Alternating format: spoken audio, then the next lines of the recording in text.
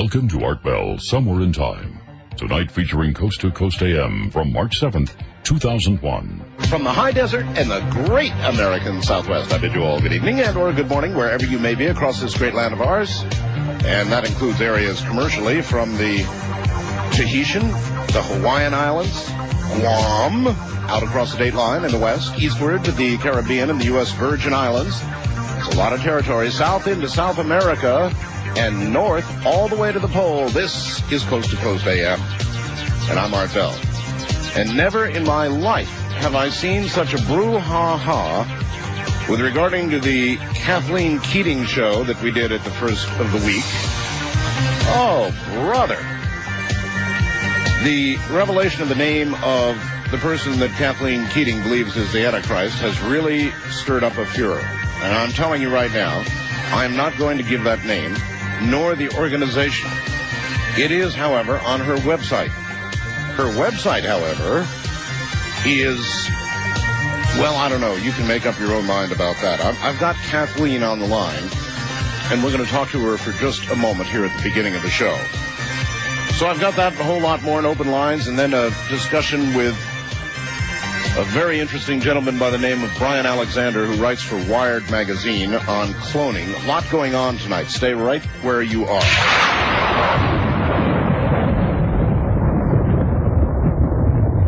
All right. Here we go. We now have a new link to Kathleen Keating's website. In fact, the specific area where the name of the Antichrist, the person she believes is the Antichrist, and the organization, is in fact printed. Now, if you got on her site, you might not have been able to find it. You had to know where to look. So we've put a specific link now to where it is. That will help you. But there have been some pretty weird things, I must say, going on. This whole topic of the Antichrist is a really strange one. Kathleen, hi there.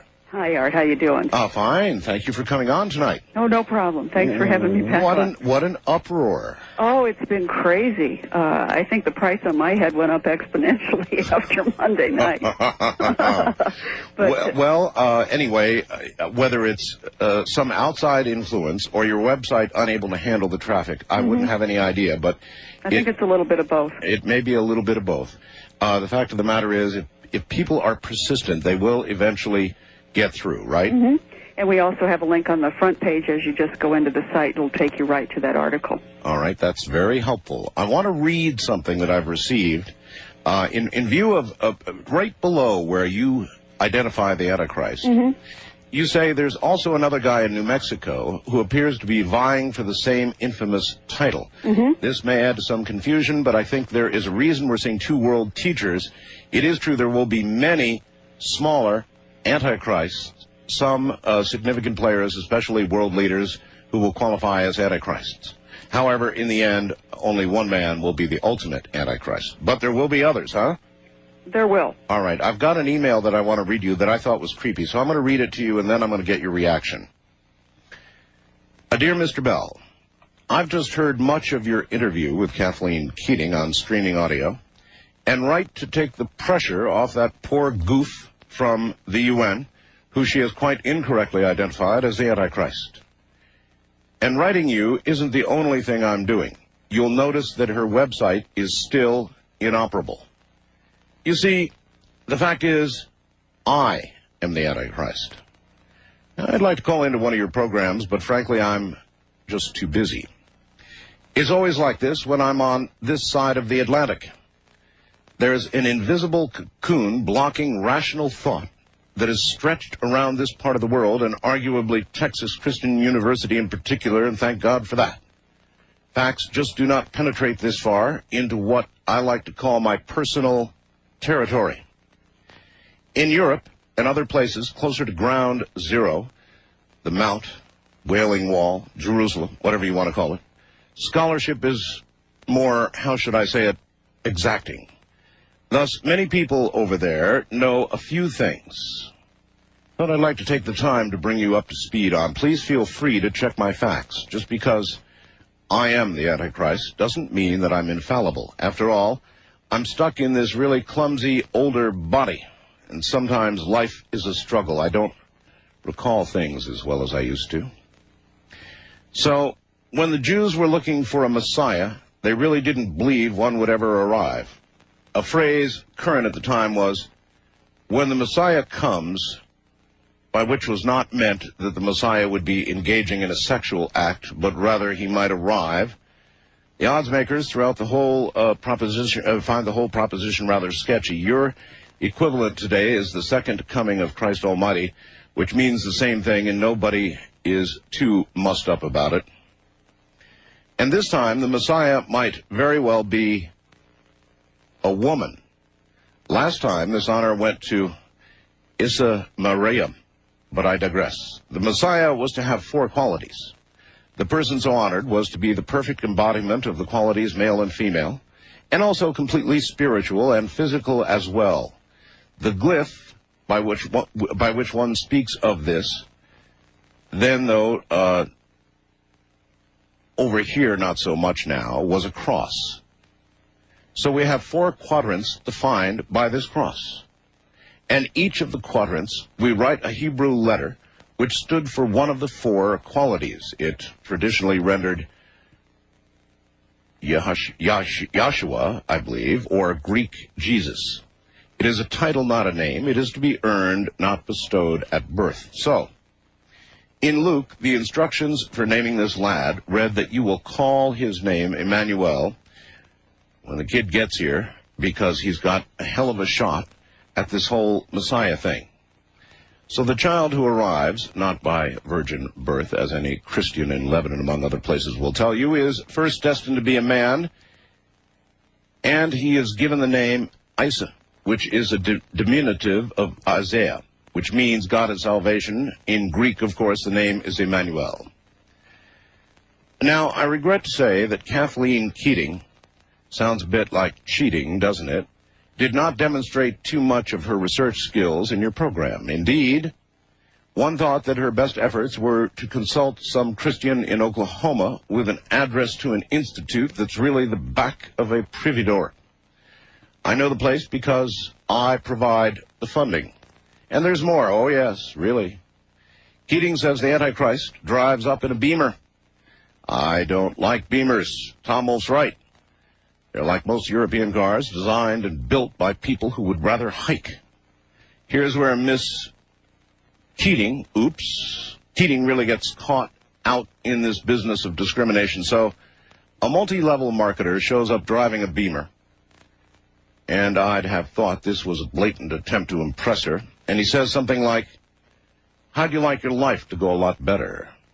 Or could you use another $100 a day or whatever? And she's so paranoid about the Antichrist, she doesn't even make eye contact. I categorically deny, for your information, and by the way, that I have been stalking her. Well, any salesman will tell you, and I've trained a few of them. How about that Billy Graham, that if the mark won't even look at you, you're wasting your time. So by the time the salesman gets in his car, quiet doors with Beamers, and slides off down the block, she thinks he's disappeared. Oh, my back. Anyway, I don't know Ms. Keating, and will read her even less now that I've heard her. As I say, I'm pretty busy up here in North Vancouver, Canada. I help out now and again because the Christians don't see that you have to spout back what they believe based on not much before they do help.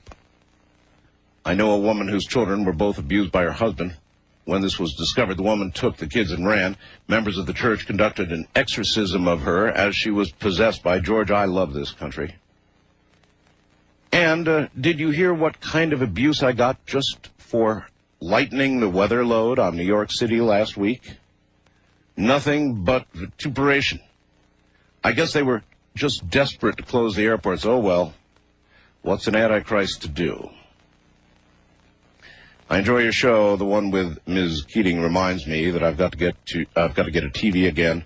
There are all those evangelists on Sunday, and I could use a good laugh as well as the next guy, Warmest, the Antichrist. What do you think, Kathleen?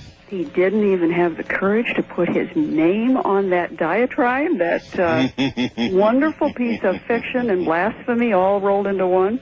My. Thought you might react to it about that way. He must have stayed up late. He must have stayed up late, yes. Goodness. Is that the best he could do?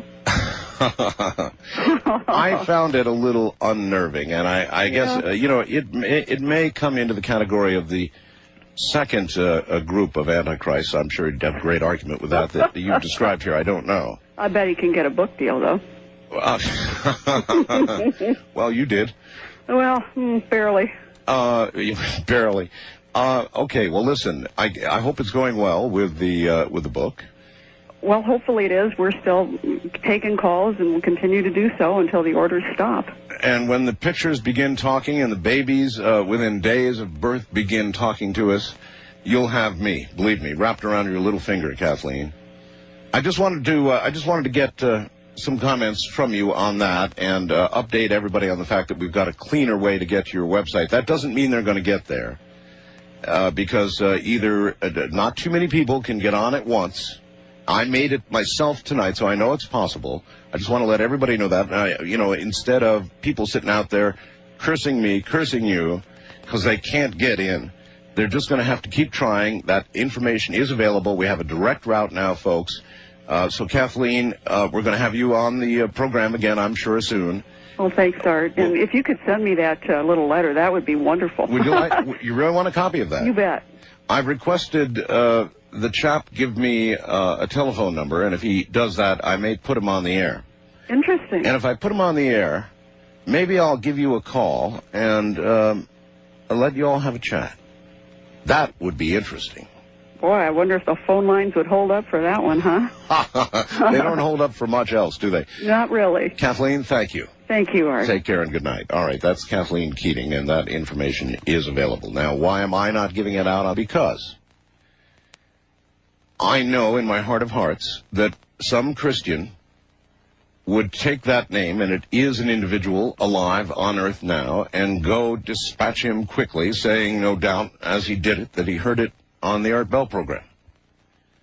So I choose not to do that for reasons that I hope you understand. I hope you understand.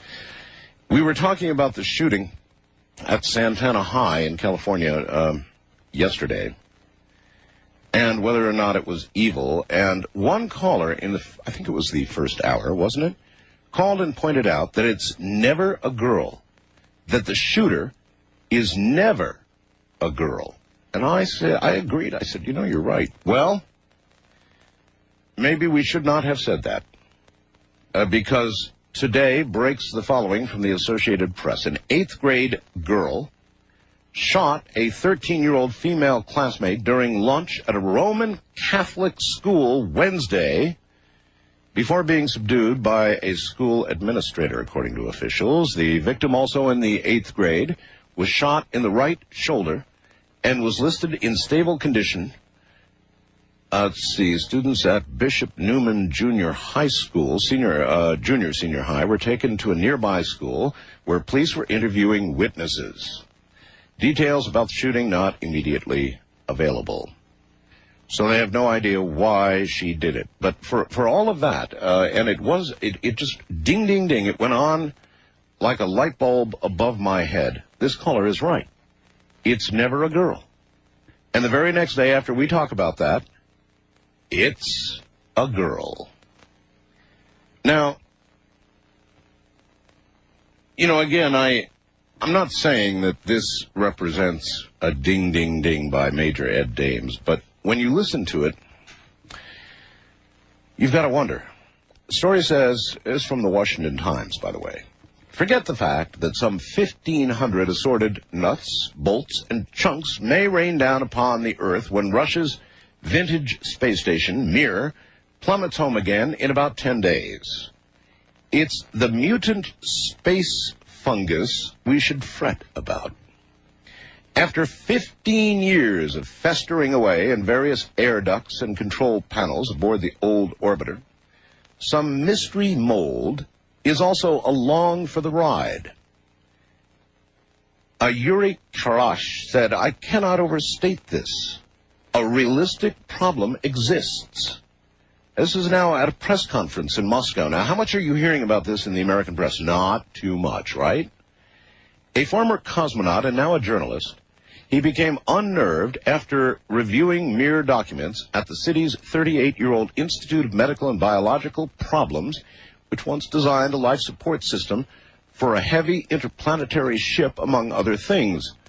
Washington residents can spot Mir in one of its final appearances, passing low in the northeastern skies at about 6:43 p.m. tomorrow for 2 minutes.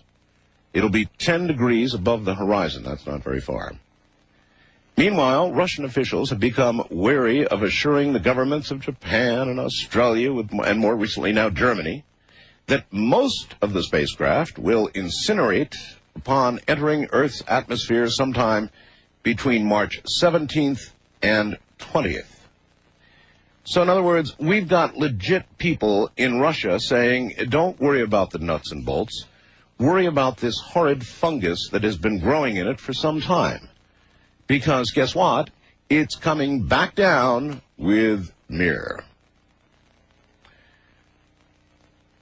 And I thought I would read this for this poor gentleman in Tennessee, Lenoir City, Lenoir City, Tennessee. Art, I feel horrible, but I had to do it. I told my girlfriend of 5 years that essentially she wasn't smart enough to enjoy your program. Well, sir, this is not off to a good start.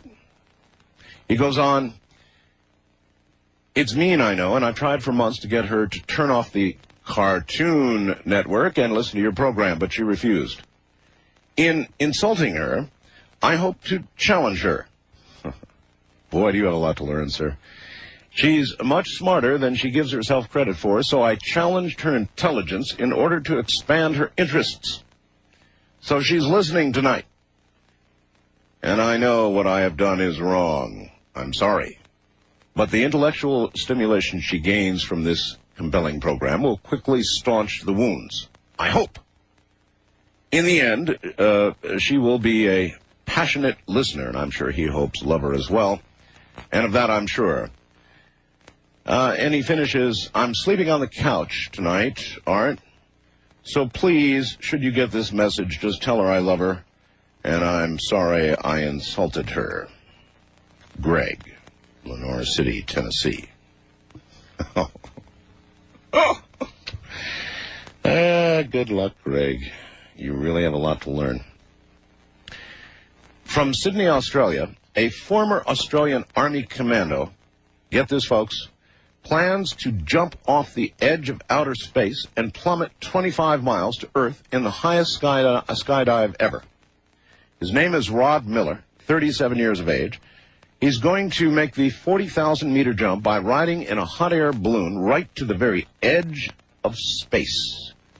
And then he will wear an astronaut suit to protect his body from extreme pressures and jump. The plan calls for Milner to fall at least 1,100 miles per hour during a 7-minute fall before opening a parachute. The fall would make Milner the first human being to ever break the sound barrier unaided. It's basically extreme science to see how far we can push it. This is going to change the face of a lot of things, including emergency procedures for people exploring space, he was quoted as saying by the AAP. Milner claims that scientists have helped him on the project, but it is not known if the human body is capable of enduring such a descent. The jump may be a relaxing change for Milner, who teaches explosives and mine warfare to Australian Army recruits. So this guy just can't get enough, and he's going to jump virtually from where the atmosphere goes away and the blackness of space begins. One has to wonder if this is going from an Associated Press story, which, by the way, it is right now, to a Darwin nomination notation. Anyway, I guess, let's see. Project Space Jump will be launched from Alice Springs in March of 2002. So he's yet a year away from it. Maybe somebody out there can talk him out of it. Who knows? And by the way, remember, Friday night, Saturday morning, this Friday night, Saturday morning, I am not going to be here. In fact, Ian Punnett will be here with a guest, and I know not who just yet. I'm going to the Radio and Records Convention, Talk Radio Convention in California. Should be very interesting. It's the first one I've ever been to, as a matter of fact. I'll be there with Matt Drudge, and Matt and I are going to have a bit of a conversation upon the stage for the enjoyment of all those attending. Stay right where you are. You're listening to Art Bell, Somewhere in Time on Premier Radio Networks. Tonight, an encore presentation of Coast to Coast AM from March 7th, 2001.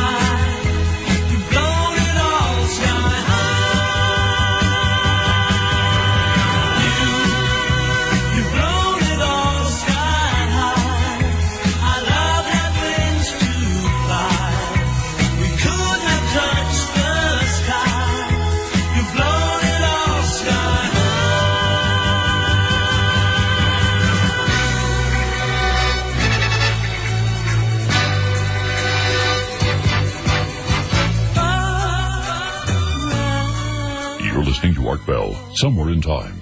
Tonight featuring a replay of Coast to Coast AM from March 7th, 2001. Katie, bar the door. Here we go. Here's what Keith has done. Keith Rowland, my webmaster. He went to the appropriate place on Kathleen Keating's site and lifted the entire page, the one in which she reveals the Antichrist. So, here we go. This is something signed by Kathleen Keating. And all we're doing is allowing some bandwidth so that we can put it up and you can definitely see it. If you go to my website now at www.artbell.com and click on what's new, there are two things that you can see. The first, Keating announces the Antichrist. You will get it. I can assure you, you will get it unless he decides you won't. We'll have to see about that. You can give it a shot anyway. Item 2 under what's new is the actual written statement of John Glenn as collected by Keith Rowland from what I read last night, which was word for word from the Fraser Show. And for all of you writing me email and saying things like, God, Art, don't you know it was just a comedy?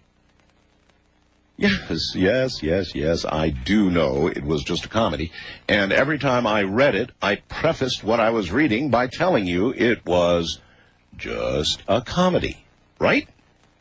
Do you remember that? Do any of you remember that I put that preface in there? So please, folks, listen to what I say. It's very important that you listen precisely to what I say. Yes, indeed, it was a comedy program. I acknowledge that every time I read it last night. I acknowledge it again tonight. It's just that we thought it was a little strange that John Glenn would say those words, that they would come from his mouth. And you've got to know, if he didn't want to say them, he would not have. You can be sure of that. Do they mean exactly what they say? Well, it was a comedy. do they perhaps have meaning just a little bit below the comical surface? That is for you to decide.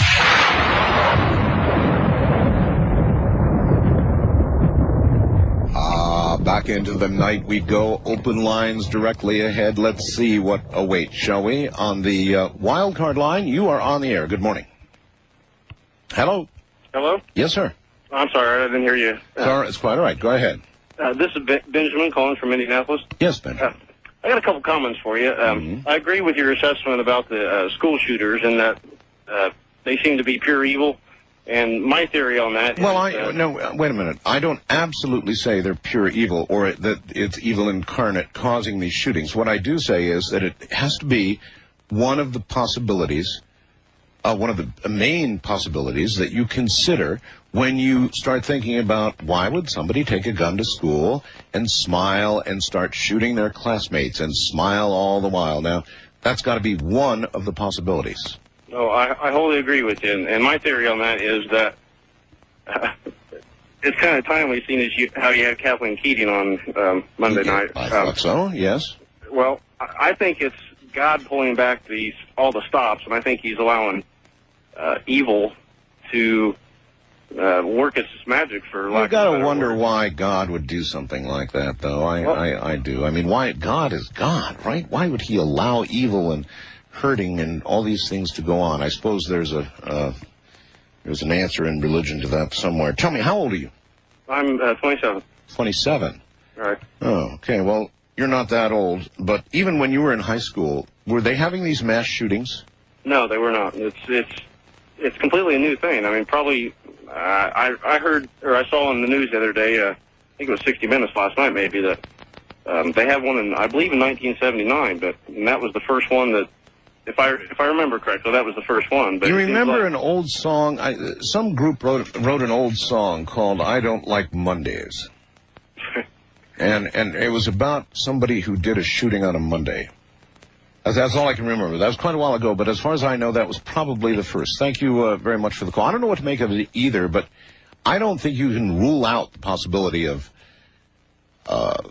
evil, real, external evil influencing these things. Can't rule it out. East of the Rockies, you're on the air. Hi. Hello. Hello. Yes, hello. You're on the air. How you doing? Fine. Where are you? I'm from Bowmanville. Where? Bowmanville, Ontario. Ontario. Oh, okay. Yeah. Yes. Well. Well, I'd like to bring you back to you're talking about the mirror project there. The mirror project. Yes, with the fungus. Yeah. Well, what's the big deal with the fungus? Well, the big deal. Have you never watched a science fiction horror movie, sir? Oh yeah. Well, don't you know what happens when the outer space fungus gets to Earth? Yeah, but in reality, give me a break. It burns up as it's coming through. Oh, yeah, right. Well, that's of course what they will tell you. But here's a Russian cosmonaut very concerned that it's not going to burn up. And as I said, if you've seen one science fiction movie, you know that it's not going to burn up, that a little bit's going to get through, and it's going to start eating people first thing straight away. That's the next thing to happen. That's I guess I never thought about it that way, but I just figured they're saying nothing you're going to have to worry about is nuts and bolts. So. And one more thing? Yeah. Canadians taste better. You take care. West of the Rockies, you're on the air. Hello. Hi.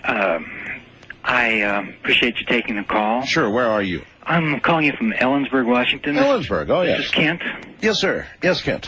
First, I want to say how much I appreciate the educational value of your show, and your talent is so amazing for helping me, and I'm sure others, to appreciate the amazing. Well, the amazing is there. It's there every day if you look for it. And, of course, I do. It's my job. But the amazing is there. It's all around us. It's just that how many venues report on it? Hardly any. Yes. Some difficult questions were asked during your show, Kathleen Keating, and I used that phrase specifically. I think one thing that is amazing is human consciousness, and I think in common with all humans is an instinct that transcends religious ideas or science, it's an instinct of a belief in God based on this amazingness of our own consciousness. Well, Matthew Alper calls it the God part of the brain. Yes. You know, there's a part of our brain that virtually demands that we worship and believe in the hereafter, because to not do so it would drive you absolutely crazy, and it very well might, and it's a protective function of the brain.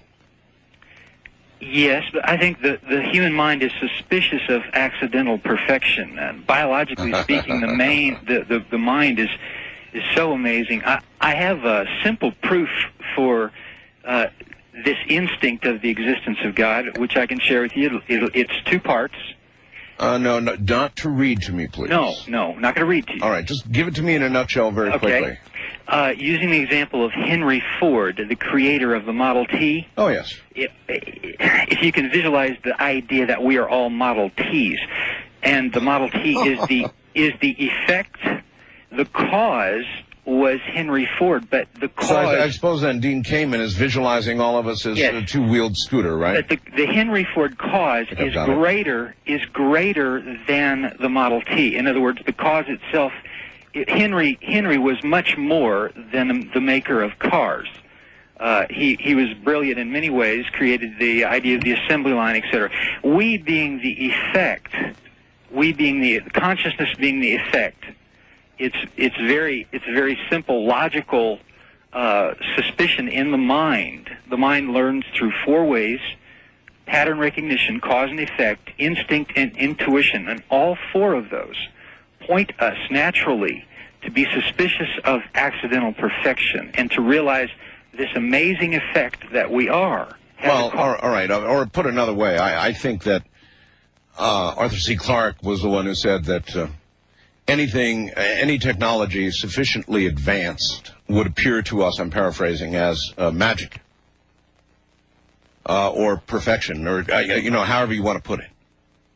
Something we were kind of kicking around a couple of nights ago that's very interesting. First time caller line, you're on the air.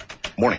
You've got another better tasting Canadian on the line. It's Yes. Dan calling from Dartmouth in Nova Scotia up in Canada. Oh, yes, way up there. Way up here, yeah. Very sharp, tangy taste. Exactly, yeah. I have two quick comments. I have one quick comment for you. Okay. Now, with respect to Mir, it was Canada, after all, where that Russian nuclear baloney hit the ground and contaminated your country. West, yeah. Yeah, it was. So, they say lightning doesn't strike twice, but It's a lottery. yes, indeed. Yes, indeed. All right. Anyway, you called for a reason. Yeah. Yes. I just discovered your show a few days ago. I've been glued to it ever since. It's starting to interfere with my work now, but it interferes with my sleep patterns. I can see that. And unfortunately, we're losing you. CJCH is becoming an all-sports channel. So what I'm going to do after that? Oh no! Yeah. I've been protesting, but anyway, it's becoming an all-sports channel. Yes. How much sports can? And I like sports. I'm into the NFL, even the XFL. But how much sports can anybody take? I guess you'd call that one of those head shakers. I can't. Besides that, at this time of night, there's no sports going on. I know. Call them up and tell them run sports the rest of the time and run this program in the all-night. I am certainly going to do that. I will. All right. That song, by the way, that was Boomtown Rats. I Don't Like Mondays. That was it was based on a true story, and that was actually a girl. It was about a shooting, and it was a girl, right? It was a girl in that one. Yeah, there you are. My wife came up with that one. Is that right? Yeah. Yep. Yeah. I had a question for you. I've been listening intently about the statement that John Glenn had made, and this thing with the glass tunnels on Mars. Yes. And I wanted to ask you if you'd ever heard of a broadcast called Alternative 3. Oh, yes. You have heard that? Sure. What I didn't know about that, if anyone else had heard of that in a long time, this was years ago. I was a kid. I saw this. Yeah, I know. And I had no idea what if it was at the time a hoax or what. I looked at it that way. Is that right? Yeah, I looked at it that way. It was a lot of it was. It seemed pretty hokey, but wasn't there an interview with an astronaut in there? Now that I don't remember. I remember all of the paranoid stuff that was in there, though, and to me it was a lot of paranoid stuff. Yeah. Yeah. Or maybe I just felt paranoid after I read it. Anyway, I've got to run, sir. Okay, then. Thank you very much for the call. Wildcard line, you're on the air. Good morning. Aloha, Art. Oh, and out to Hawaii. All the way from Nova Scotia to Hawaii. Just like that. This is Jason from Hawaii. Yes, Jason. And I was going to talk about the quote-unquote evil in the world. Yes. And actually, a friend of mine and myself were talking about this once. And she said that she knows somebody that basically every time they listen to a certain kind of music, they kind of turn mean. And so she thinks... I don't think it's music. We've been over that. Video games, television music, baloney. It doesn't... But listen, Jason, in your life, how old are you now? I'm 19, sir. All right. Sometimes, Jason, can't you feel evil? I mean, can't you literally feel the urge for evil? It doesn't mean you do it, but you feel it, right? The urge to do something really evil. Mm-hmm. Yes, and there that you was... I was going to go to my point. My point was that it's the person, not the music, and that's how... You there? Yeah, I'm listening. It's a person, not the music. I heard that. Yeah, and that was, that's how I feel. All right, well, listen, I heartily appreciate your call, and call me again, person, not the music. All right, east of the Rockies, you're on the air. Hi. Hello. All right, international line, you are on the air. Good morning. Good morning. Where are you, sir? Portland. Portland? Yes, sir. And you got through on the international line somehow? Yes. Well, I actually thought I called the wild card line. Really? Is what I thought. We're going to have to talk to 275. Yeah, somehow that wild card line is rolling to the international line. We're going to have to talk to the phone company about that. Anyway, you got on, so go right ahead. Thank you. Turn your radio off. Oh, no problem. That's number one. Going off right now. Everybody, remember to turn your radio off or you'll sound silly on the air because you'll be listening to yourself. Absolutely. All right. So, what's on your mind? Well, is Art Bell? Got a question for you. Correlation between Cydonia region and Giza. What kind of correlation? Well, simply asked Richard Hoagland's theories with the Mana or the Holy Grail. I didn't hear Richard talk about the Holy Grail. No, he didn't, and that's my question. Oh, I see. So you want him to have a theory about it. All right, I'll pass that on. First-time caller line, you're on the air. Hello. Is this Art? Yes. Art, my name is David from Richfield. Hi, David.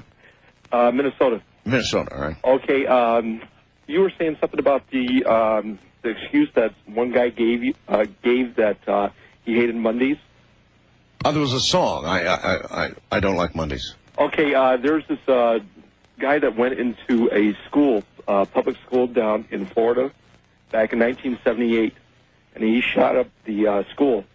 And they asked him why they did it, or why did he do it? Yes. And he said, "I hate Mondays." Yeah, well, I think he was playing off the song of the same name. Wildcard line, you're on the air. Hello.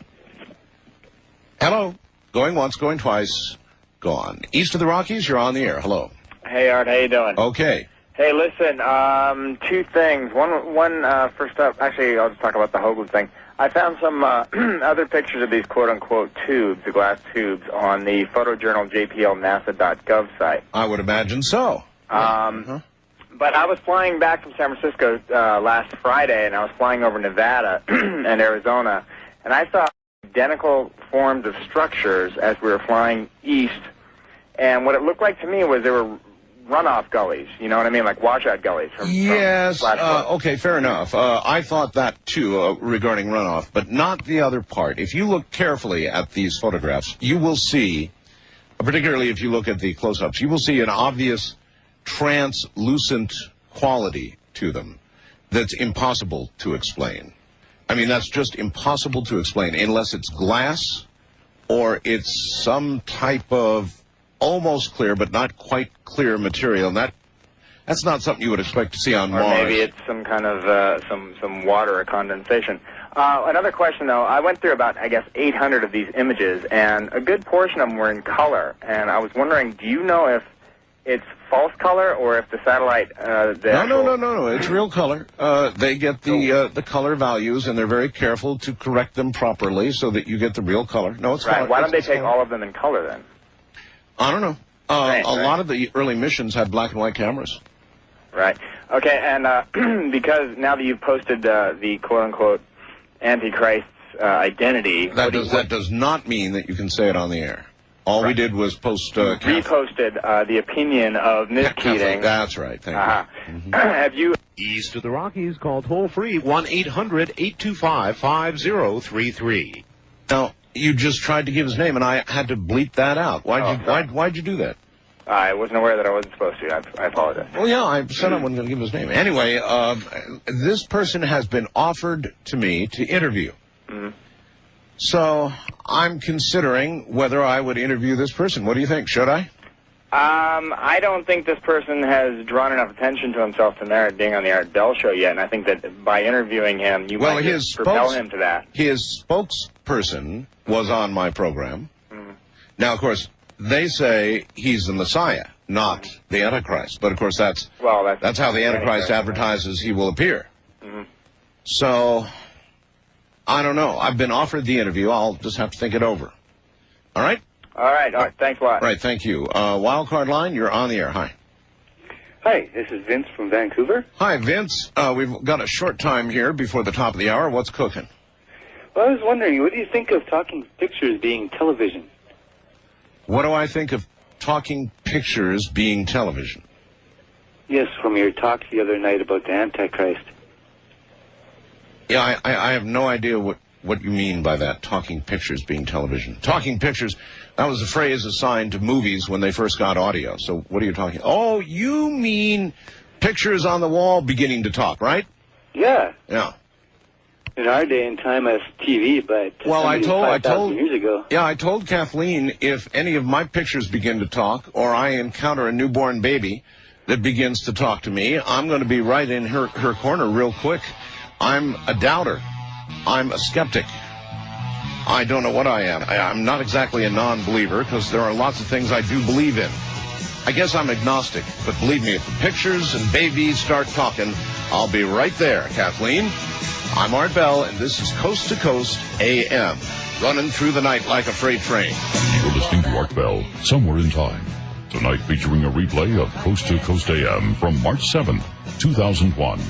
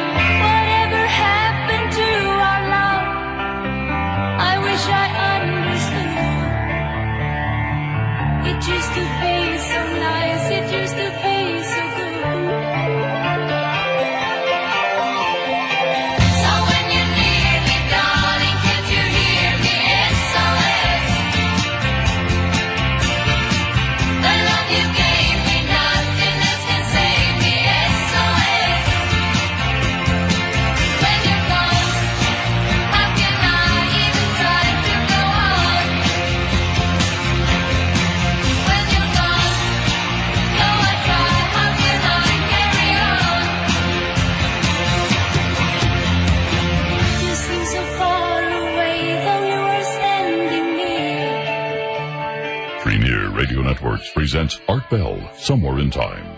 Tonight's program originally aired March 7th, 2001. Good morning, everybody. For most of you, I guess it's morning. I'm Art Bell, and this is Coast to Coast AM.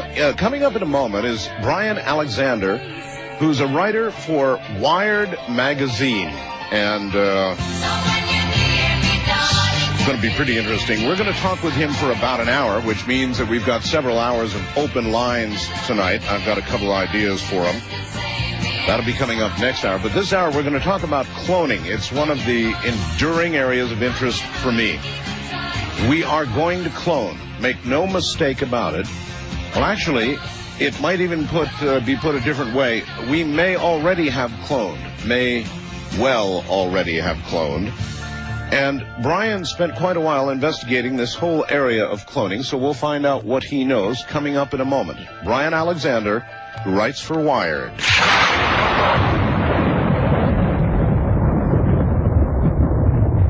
Here is Brian Alexander. Brian, welcome to the program. Great to be here, Art. You wrote quite an article, a long article for Wired magazine on the subject of cloning, didn't you? That's right. That's right. It came out in the February issue. Do you write for Wired exclusively, or tell us a little bit about yourself? Well, I write about biotechnology for Wired. I've also written for the New York Times Sunday Magazine, Esquire, a variety of other magazines too. Oh my! All right. How long did you work on the article on cloning?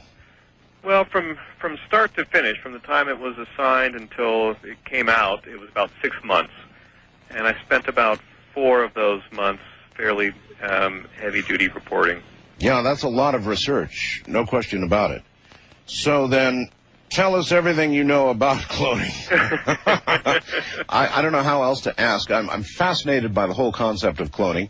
I interviewed a representative of the Iranian religion, and they claim that they're about to clone. Some are claiming they've actually already got a woman pregnant.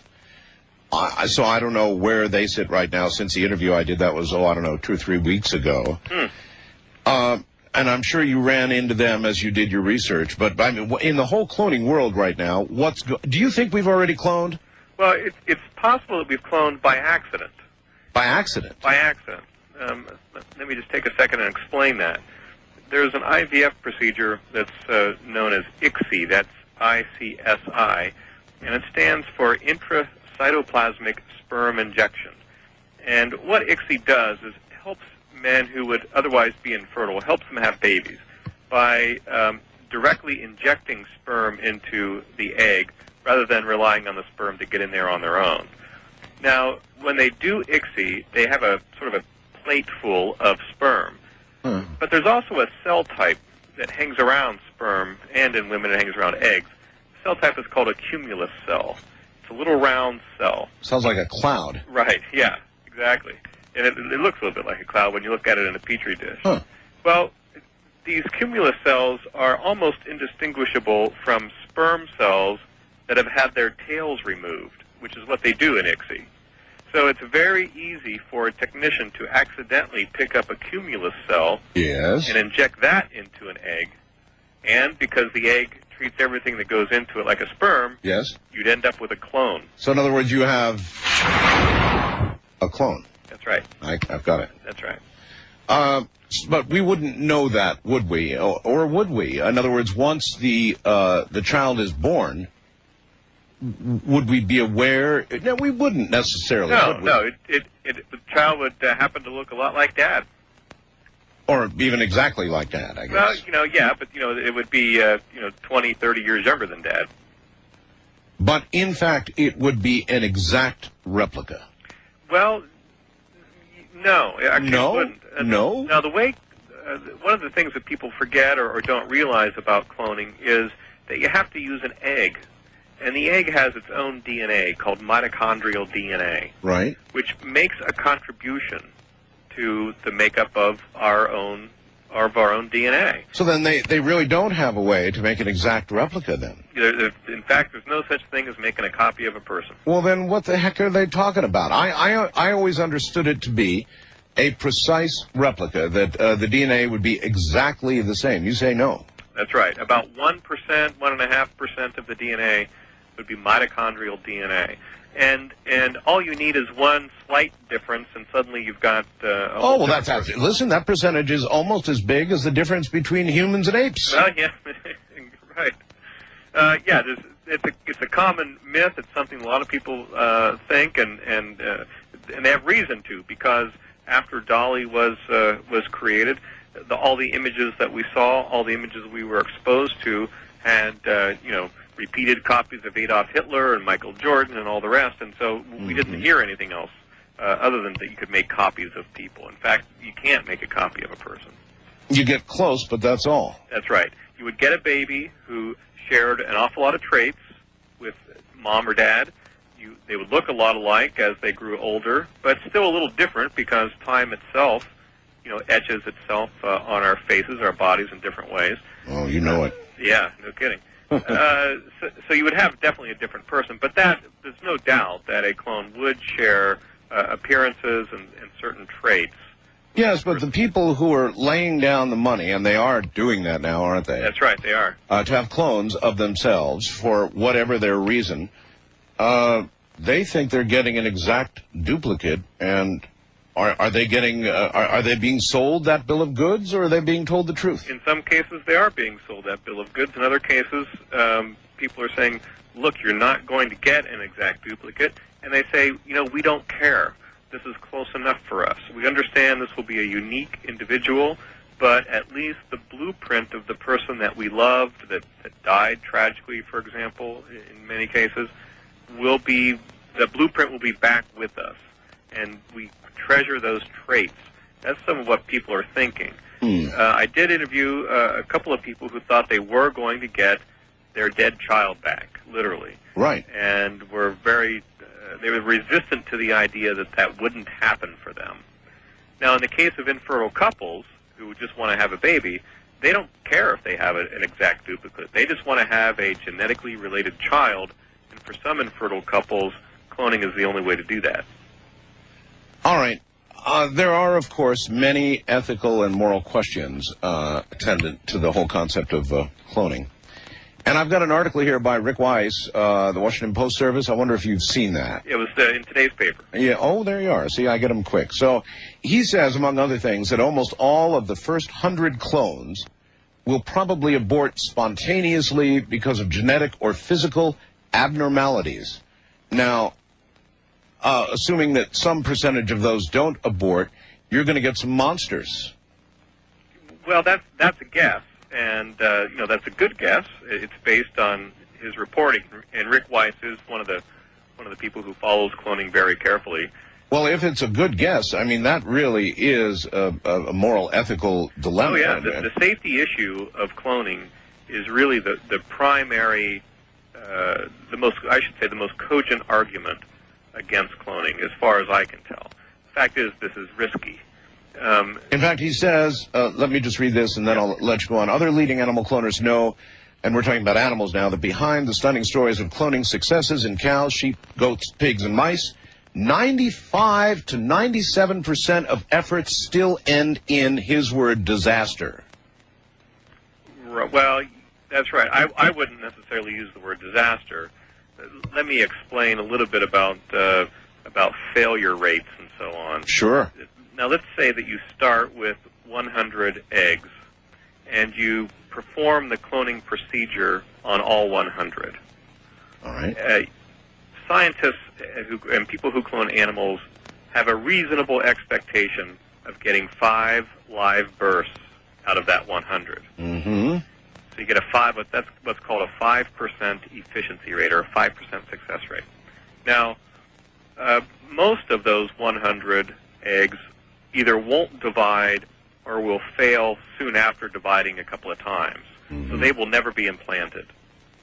They implant maybe 10%. Maybe 10 out of 100 get implanted.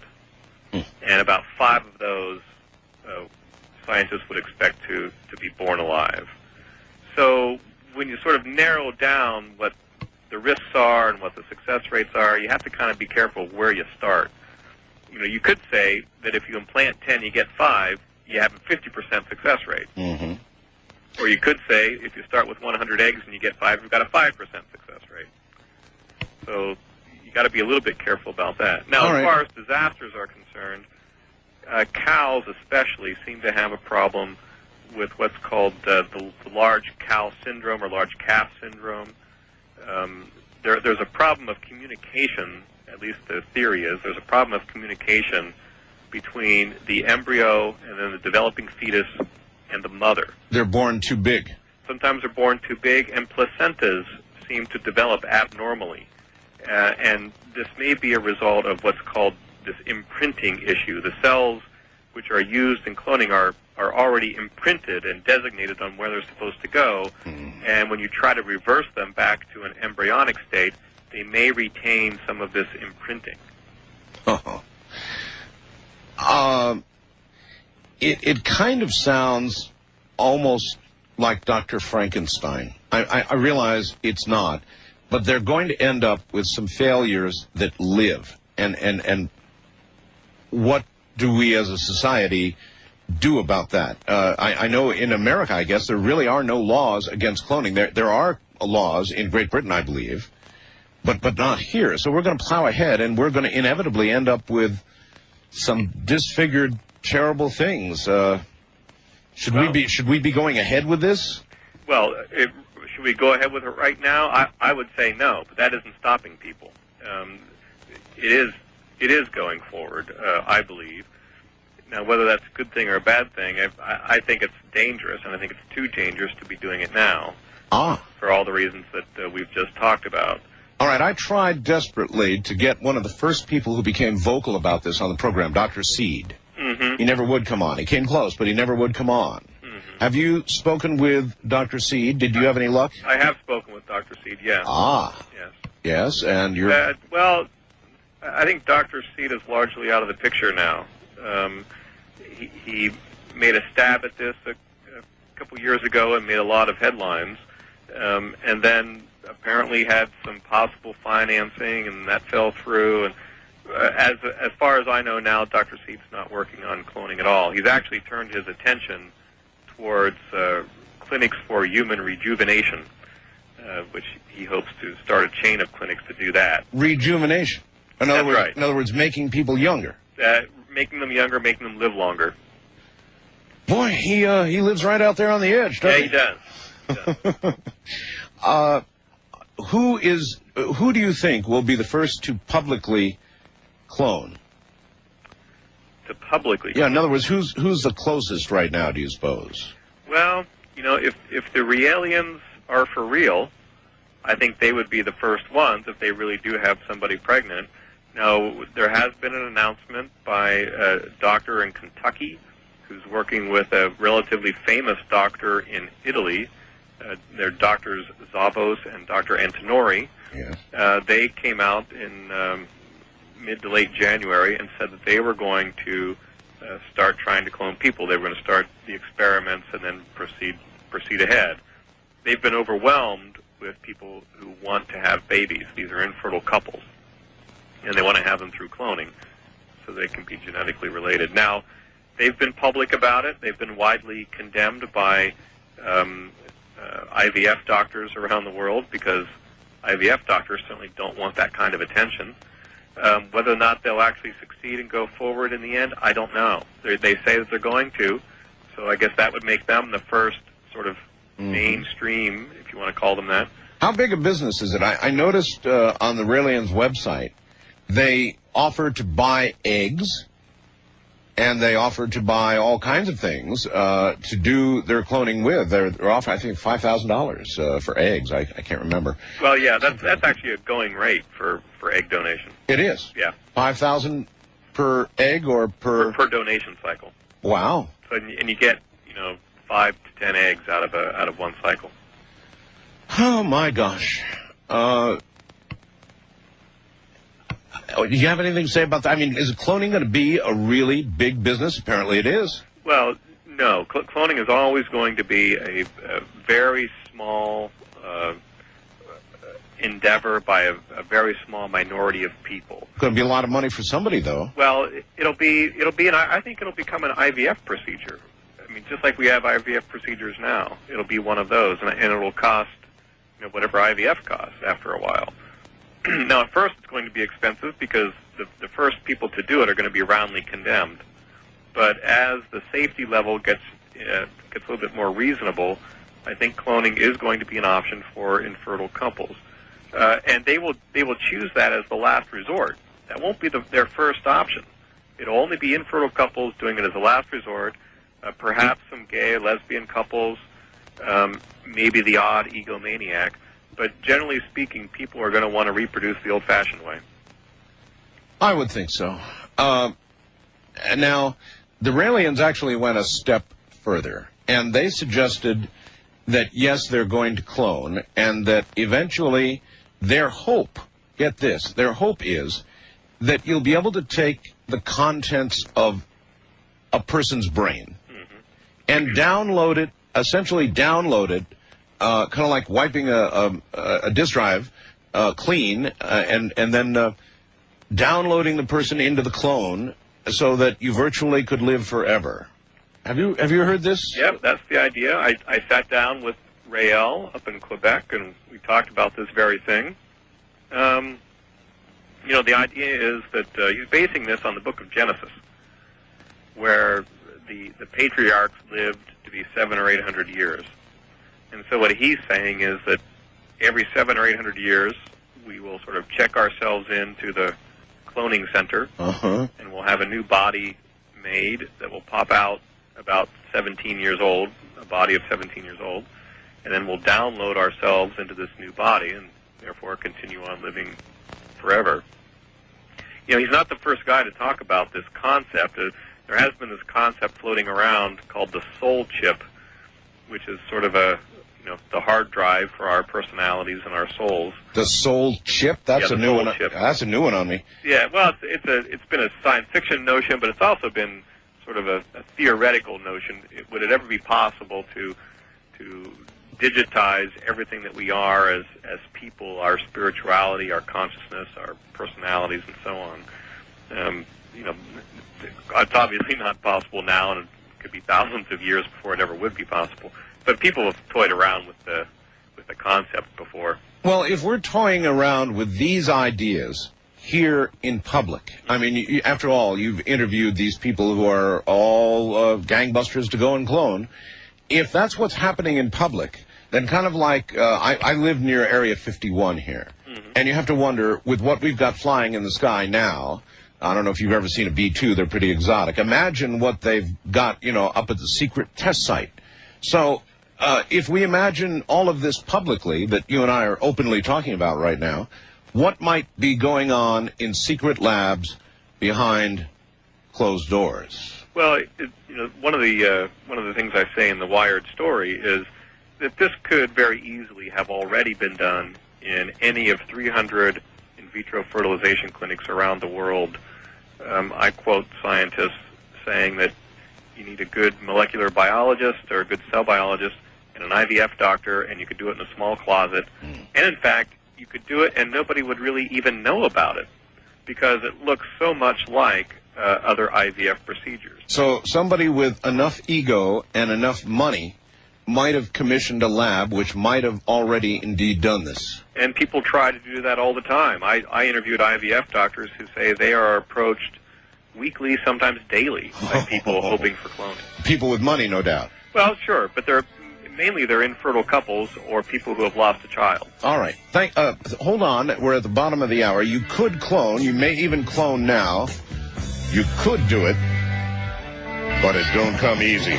You're listening to Art Bell, Somewhere in Time on Premier Radio Networks. Tonight, an encore presentation of Coast to Coast AM from March 7th, 2001. You know it don't come easy. Got to pay your dues if you wanna see the blues, and you know it don't come easy. You don't have to shout or leave about, you can even play them easy. Forget about the past and all your sorrow.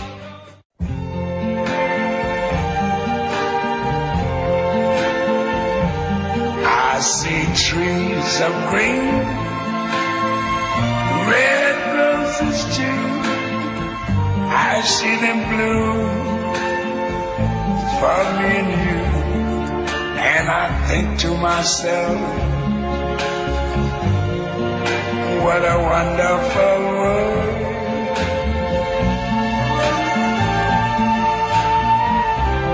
I see skies of blue and clouds of white, the bright blessed day, the dark sacred night.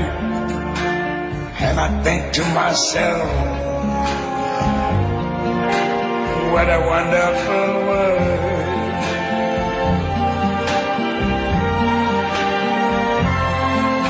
The colors of the rainbow, so pretty in the sky, are also on the faces of people going by. I see friends shaking hands, saying, how do you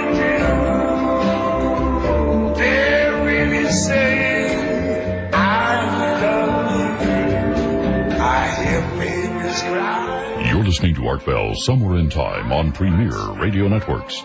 Tonight, an encore presentation of Coast to Coast AM from March 7th, 2001. At least that's the way it used to be. We used to watch them grow, right?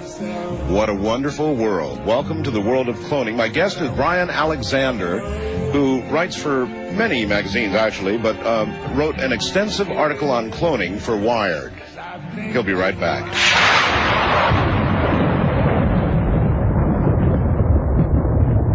All right, more now on cloning. For the remainder of this half hour, Brian Alexander is here with us.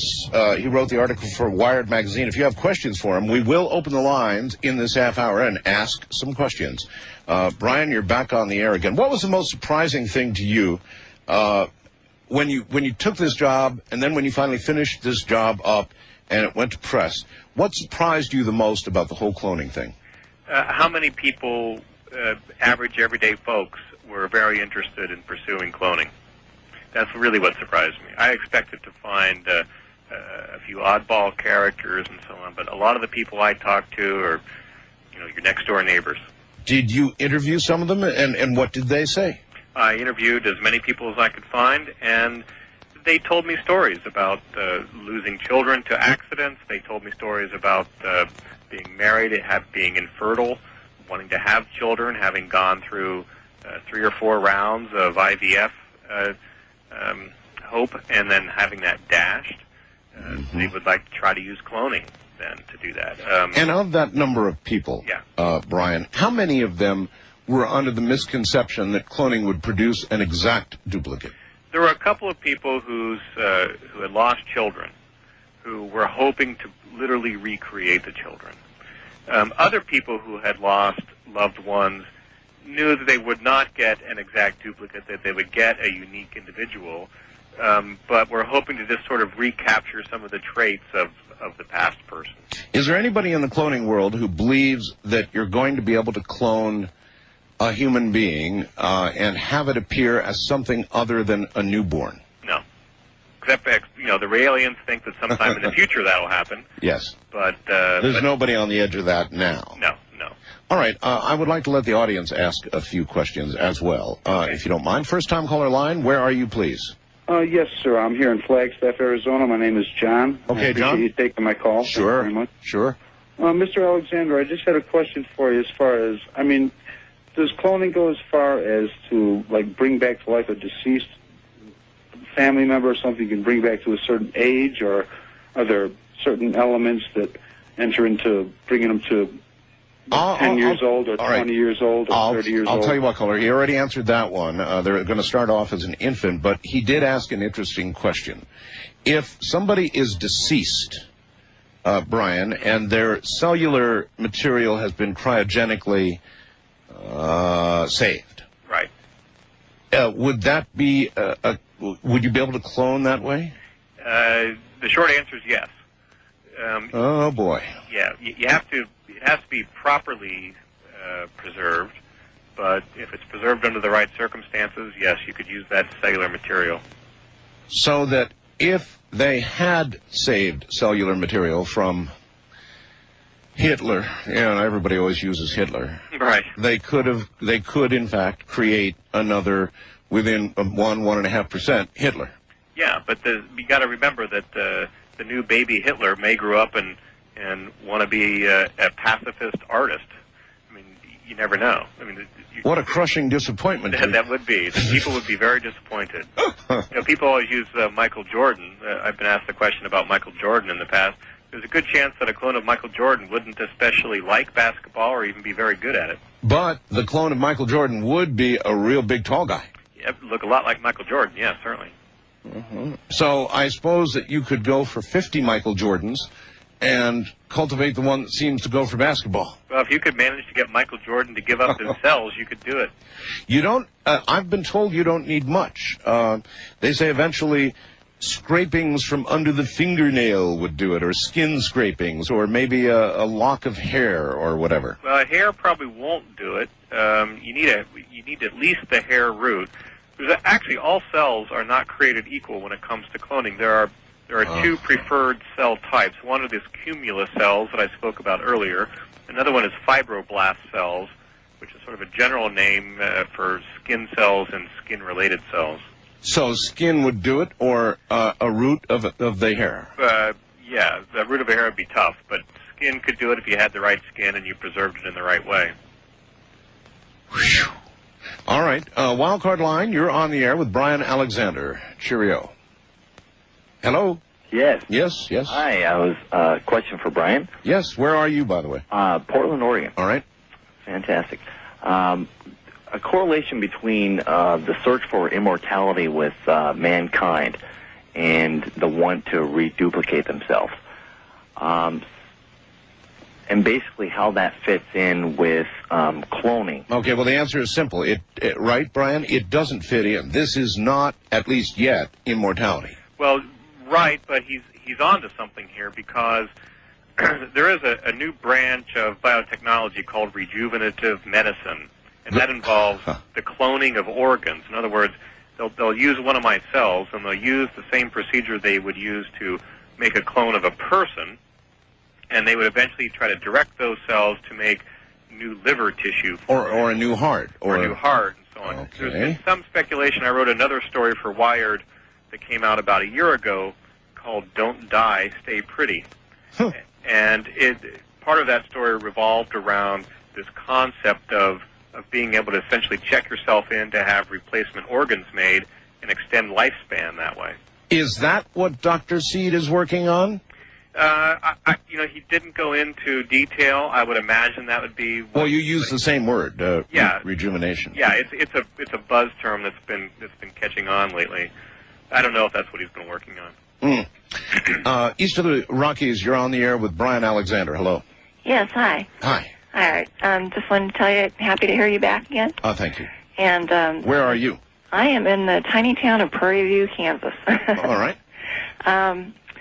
My question kind of revolved around your last suggestion on cloning organs. Contrary to what Dr. Day thinks, I think organ transplantation is about the best thing we've got at the moment, and, it's definitely not a disaster, I being a lucky recipient of one. And I'm curious as to who is working on transplanting cloned organs and who's using the lattice work to create, structure for organs to grow on. The last I heard, it was coming along well with bladders and ears and things with cartilage, and was learning how it was going with kidneys. Kidneys are slightly more complex organ than, say, a liver is. Right now, they have made livers for mice already. They've also made pancreatic islet cells in an attempt to cure diabetes. And they have used this architecture that I think you're referring to, this sort of lattice work. Right. This is what gets involved in an area called stem cells. And if, just take a second, the earliest cells in an embryo are what are called totipotent stem cells. They become all the different cell types in the body. So the idea is if you could get a totipotent stem cell, direct it to become, say, a liver cell or a heart cell, you could make a new organ that would be perfectly compatible to the person who needs it. So that may be directly ahead. People are working on that now in institutes all across the world.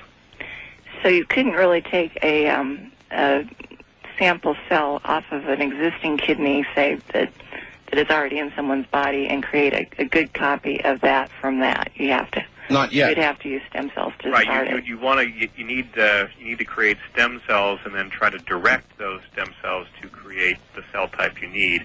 They've already done this procedure to create nerve cells in mice and heart cells in mice, and so work is progressing in this area.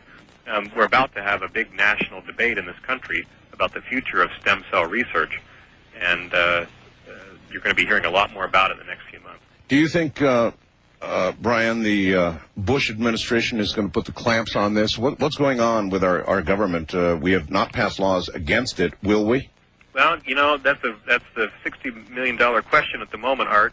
At least that much. Yeah, no kidding. Tommy Thompson, the new Secretary of Health and Human Services, was testifying just the other day before Congress and saying that he was troubled by the ban on federal money being used for stem cell research. The Bush administration has sort of hinted that it's opposed to it. So now you've got these conflicting signals, and nobody's really sure what's coming down the pike. So we're all going to have to wait and see, including all those except the secret labs that may well be doing it already. That's right. All right. West of the Rockies, you're on the air with Brian Alexander. Hi. Hi, Art. Hi, Brian. This is Sharon up in southern Idaho.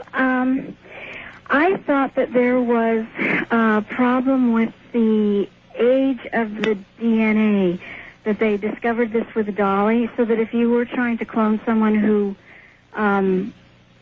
was an older person or someone who had passed away or whatever, that you'd have trouble with the DNA. Oh, yes, she's right. I remember that.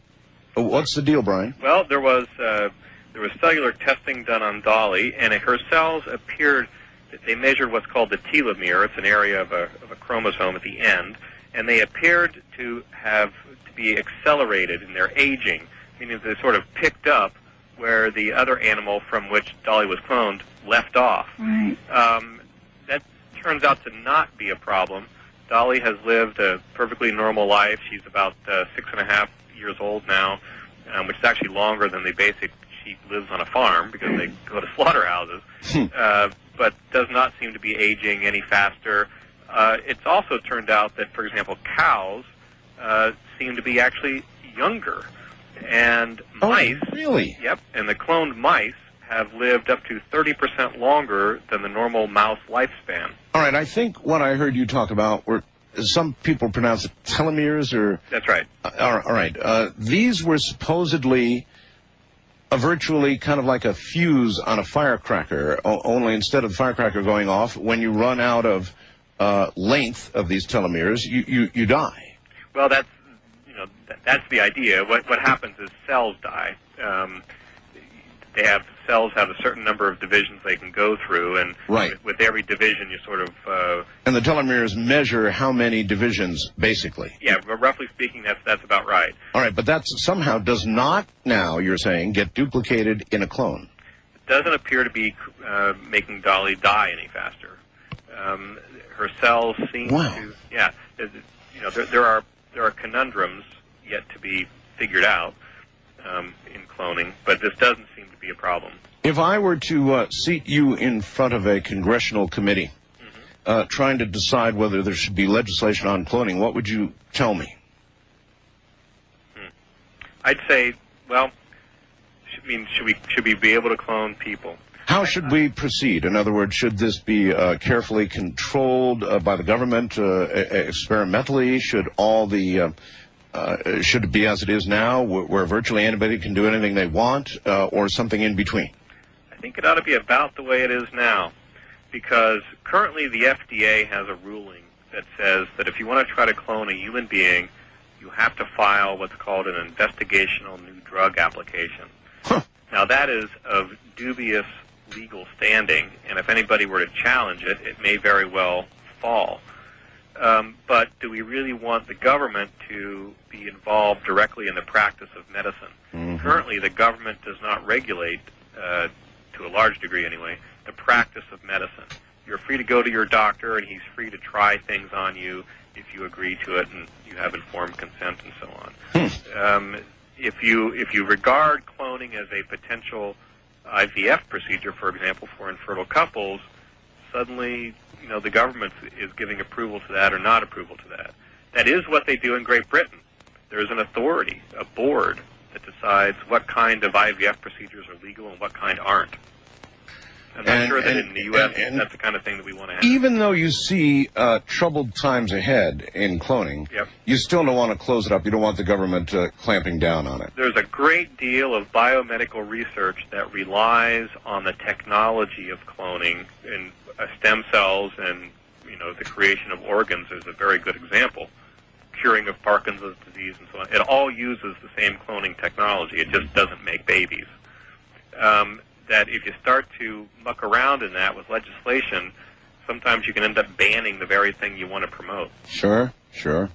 On the other hand, if Dr. X in Laboratory Z produces a human clone that is a kind of a Frankenstein monster, but unfortunately lives, what kind of situation is that doctor in? Well, you've just hit the nail on the head with what people who work in vitro fertilization, people who work with stem cells, this is what they're terrified of. The last thing they need with people's fears about biotechnology is to have some freakish baby show up on TV somewhere and suddenly have a big outcry to ban all sorts of things. That's why they're so very offended by the people who have gone public and said that they want to clone. I see. So that is the biggest nightmare. That's the biggest nightmare. And it's a fairly probable nightmare as well. Well, I would consider it a possible nightmare. I would not necessarily consider it a probable nightmare. We might have time for one more. Wildcard line, you're on the air with Brian Alexander. Hi. First-time callers, area code 775-727-1222. Earl, hold on. I'm going to have to take that out. We don't use all of your name. Just well, I'm sorry. Just your first name, Earl. Where are you, by the way? Right now, I'm currently in Kansas. I'm out of Missouri myself. All right. I got two questions. One, I just want to refer to in 1990, a news report about 9 o'clock in the morning, due to a man trying to transport an apple through time. We can talk about that later, but I want to find out. Now, you had an article that you had read. Sir, we're talking about cloning here. Yes. We're talking about cloning. So do you have a question about cloning? Yes. The resident pup, I should say, in Area 51. You had a news article or a letter that you wrote one time. Oh, about cloning. Yes. And that the character or the being was transferred through cloning. Yeah, all right. Actually, he's right. I read a letter that indicated that at the infamous Area 51 that's fairly near me, there had been, we were talking about our government a moment ago. It's almost hard to believe that our own government could resist the temptation to experiment in this area for all kinds of reasons, Brian. One of them would be, of course, the perfect soldier. Somebody with a very strong physical traits, somebody psychologically predisposed to being kind of violent, somebody who would go out there and kill and break things. Right. So is it possible in your estimation that our own government could have been experimenting in this area? Well, the government is experimenting, for example, in the use of nuclear transfer technology, cloning technology, but if you're asking me if I think the government could be trying to create the perfect soldier through cloning, I'd say no. For one thing, they're going to get a baby, and then they've got to take care of that baby until the baby gets old enough to become a soldier. So that's right. Suddenly you're going to have a squadron of babies that you've got to deal with. Secondly, you've got to totally brainwash. I mean, people do have free will, and a clone would have free will just like anybody else would. There's no such thing as drones of, a core of drones or slave clones or anything like that. No, but we are our DNA plus our environment, right? That's right. That's what constitutes us. So if the government were to clone and get all the right aspects physically and trends psychologically, then providing the right environment might provide the kind of soldier that Uncle Sam wants. Well, sure, but, Marine Boot Camp does a pretty good job of that right now. Well, I remember first 2 days I cried down in San Antonio. I said, Mama, why did I do this? Hey, listen, Brian, I want to thank you for being here tonight. Sorry it was such a short stay, but you've really been very informative, busting up some of what was thought to be fact about cloning, and I thank you. Thank you, Art. Take care, my friend. You too. Bye. Guess what? We're going to open lines, folks. You're listening to Art Bell, Somewhere in Time. Tonight featuring a replay of Coast to Coast AM from March 7th, 2001. My Lord, I really want to see you. Really want to be with you. Really want to see you, Lord, but it takes so long, my Lord. My sweet Lord, my Lord, my Lord. I really want to know you. Really want your name and hide myself in sorrow while you play your cheating game.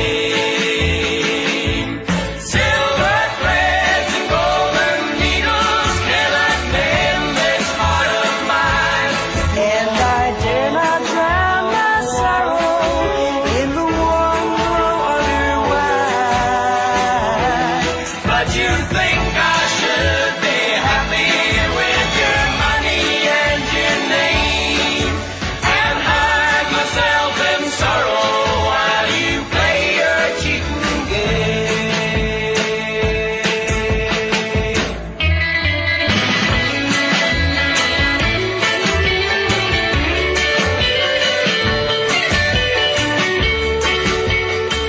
You're listening to Art Bell, Somewhere in Time.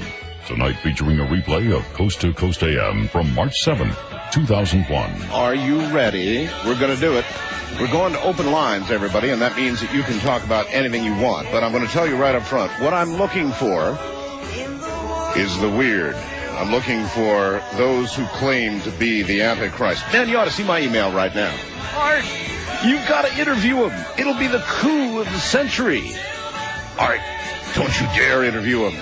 He'll take your soul. He'll suck your soul away from you. I'm getting lots of email like that.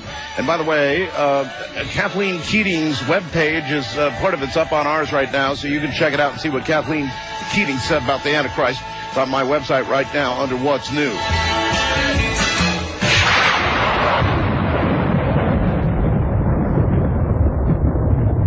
All right, prepare thyselves, for here comes open lines, and I can't guarantee what's going to happen. I never can.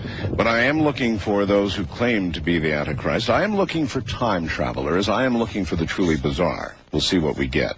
You've got the numbers. We'll get underway in a moment. Yesterday, a lady called, and boy, did I agree with her. All of these school shootings have been boys, not girls. Well, not even 24 hours later, the Associated Press reports an 8th grade girl shot a 13-year-old female classmate during lunch at a Roman Catholic school Wednesday before being subdued by the school administrator. She's alive, and I guess she's okay, but she's been shot, and by a girl at that. And then the one other thing that I wanted to get out to you tonight, because I thought it was quite striking, and I note the mainstream press doesn't seem to be exactly jumping on this, is the following. Forget the fact that some 1,500 assorted nuts, bolts, and chunks may rain down upon the Earth when Russia's vintage space station Mir plummets home again in about 10 days. It's the mutant space fungus that we should first fret about. After 15 years of festering away in various air ducts, control panels, aboard the old orbiter, some mystery mold is also along for the ride. Yuri Karash said yesterday at a press conference in Moscow, quote, "I cannot overstate this. A realistic problem exists," end quote. A former cosmonaut, now journalist, former cosmonaut, mind you, he became unnerved after reviewing Mir documents at the city's 38-year-old Institute of Medical and Biological Problems, which once designed a life support system for a heavy interplanetary ship. So in other words, this is no lightweight. This is a former cosmonaut who ought to know what he's talking about, saying, forget about the hardware, worry about what's growing on Mir, because it's coming down with Mir. All right, let's see what awaits out there in the vast unknown. East of the Rockies, you are on the air. Hello. On the air? Yes, on the air. Turn your radio off. Oh, yeah, I was just getting ready to do that, actually. I'm trying to find the old volume button here. Well, we'll wait until you do. Got it. No. I got it. No, it's still there, dear. Okay. Turn it off, all the way off. If you have to, what you do... There we go. There you go. Sorry about that. Well, that's all right. Where are you? I am in Columbus. My name is Christy. Columbus... Ohio. Ohio. There are several around the country. Yes, I understand. Yes, well, what's on your mind? Actually, I'm calling because I'm looking for someone to help me. Okay. When I was younger, someone told me that I was going to be involved in a cataclysmic event. And that was someone who wasn't my mother who also told me that. How old were you when you were told this? The first time it was told to me was when I was 15. Well, that's a hell of a thing to tell a 15-year-old. Well, it was kind of an unusual situation, and later it was elaborated on by my mom, slightly. You mean your mom knew about this, too? Yeah. She never knew the person who told me. She's gone now, so I can't have her help me explain to you, but... When you say cataclysmic event, what kind of magnitude are we talking about here? We're talking about a world change, I do believe. It said that I was to be fighting in this. This person did. Fighting? Fighting in this. I'm assuming for the greater good because he was a good person, and I try to be a good person, so... How do you know you're not fighting for the other side? The other side. Now, see, there's the question. I mean, it is, after all, not a great opening of minds in the world and hearts. You said cataclysmic event. Yeah, it was going to be a great war. See, now, wars and cataclysmic events are not generally thought to be the work of, him, but rather the work of him. Of him. No, not to be that I was going to... we're not talking World War III here. Do you understand what I'm saying? Well, on the one hand, you said it's a war and it's worldwide. Yes, but not... gosh, it's so hard to explain now. He was a spiritual guy. He knew a lot of things that things like my mother knew. She was a little bit psychic. 30 people in my family, they're like that. So then you're actually a trigger for all this, sort of? No, I'm not saying that I'm a trigger. I'm not even claiming any kind of divinity here. I'm just saying that I'm looking for someone to help me understand what he was talking about. Do you understand what I'm saying? It's hard to explain. No, I don't, because, of course, nobody but he who told you, and perhaps your mom, who's now gone, you say, would be able to tell us what it's all about. Right.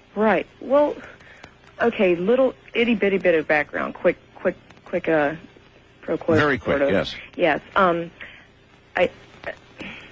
25 now. All right. And I should be dead. Why? Several times. Usually people live longer than that. Several times I should have been dead. I've been involved, or at least in presence of several violent events around me and have come out unscathed. I survived hitching across the United States twice. Really? During my mid-teens. You hitchhiked across the U.S. twice? Yeah. You are lucky to be alive. Yeah, and my father was an evil, demonic man. He was? Who just... Well, then what makes you think that you don't have the mark? I mean, have you gone into the bathroom, pulled your hair aside, and looked for the sixes? No, I don't feel... I'm not even sure where my beliefs are in that area. Well, it doesn't matter where your beliefs are.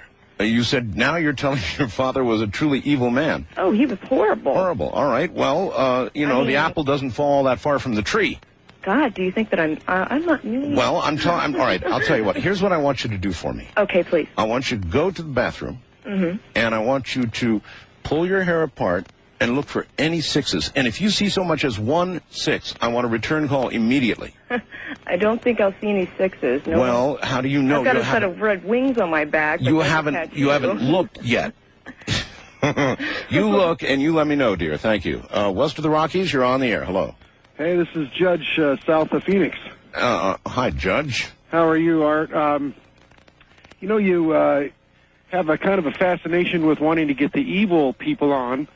Well, I have a propensity for getting them on. Did you hear the last call? Right. But you, how about the good guys?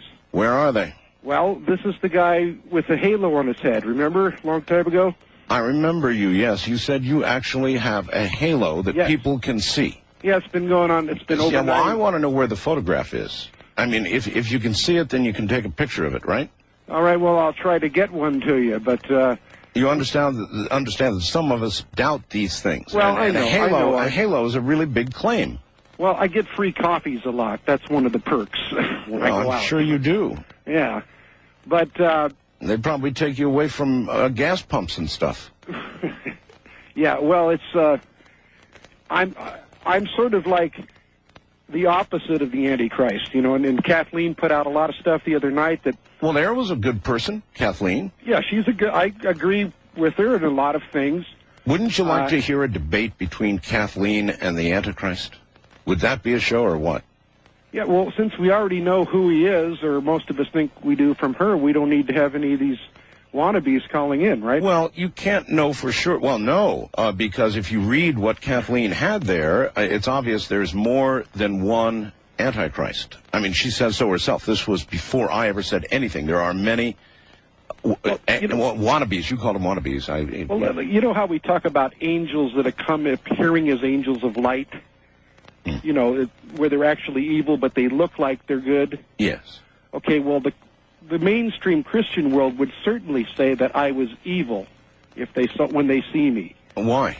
Because of your halo? Because I come in appearance as an angel of light, actually physically. Well, I'll ask you the same thing I did the last young lady. How do you know that you are not appearing good, but really are not? I know. How do you know that your role in life, such as it is on this planet, has unfolded all the way? There may be a surprise or two ahead for you. Well, it's 50-50, okay? I mean, I could be... All right, see, there you are. You know, I could be, I'll give you that, but I don't believe that I am. I think there's plenty of evil people out there going to be calling as soon as I get off. I'm sure Hitler thought he was a great guy. Well, what I'm trying to tell you is, and all the nice listeners and everything, is that we really don't have to worry that much about all the stuff that's coming down because I'm here. All right, well, we'll all rest at night for knowing that, sir. Especially in view of your 50-50 odds regarding the eventual outcome of you, good or evil. First-time caller line, you're on the air. Hello. Hey, Art, how you doing? Well, I'm all right. This is Brother Dennis from Wisconsin. Brother Dennis. Yes, sir. Okay. I got a couple things for you that'll make some of these people seem like a bunch of pikers. Really? Oh, yeah. All right. Okay. Well, first of all, if the Bible is untrue, then any idea that comes along is as good as the next idea. But if the Bible is true, there are a lot of people in trouble, especially Christians. And a lot of my callers. A lot of your callers. For instance, most Christians in this country believe that they will be raptured out before the tribulation. I think that's mostly the born-again group, isn't it? Mostly, but there's a lot of those in this country. And well, yes, there are. Sucked up like a vacuum cleaner. Gone. Yeah, kind of. And there's a lot of people out there sucking them up. And if they believe in the Bible like they say they do, the Bible points out in 3 books, in Matthew 24, Mark 13, and Luke 21. Do not quote Scripture. I will not. Thank you. That the Christ will not return until after the tribulation.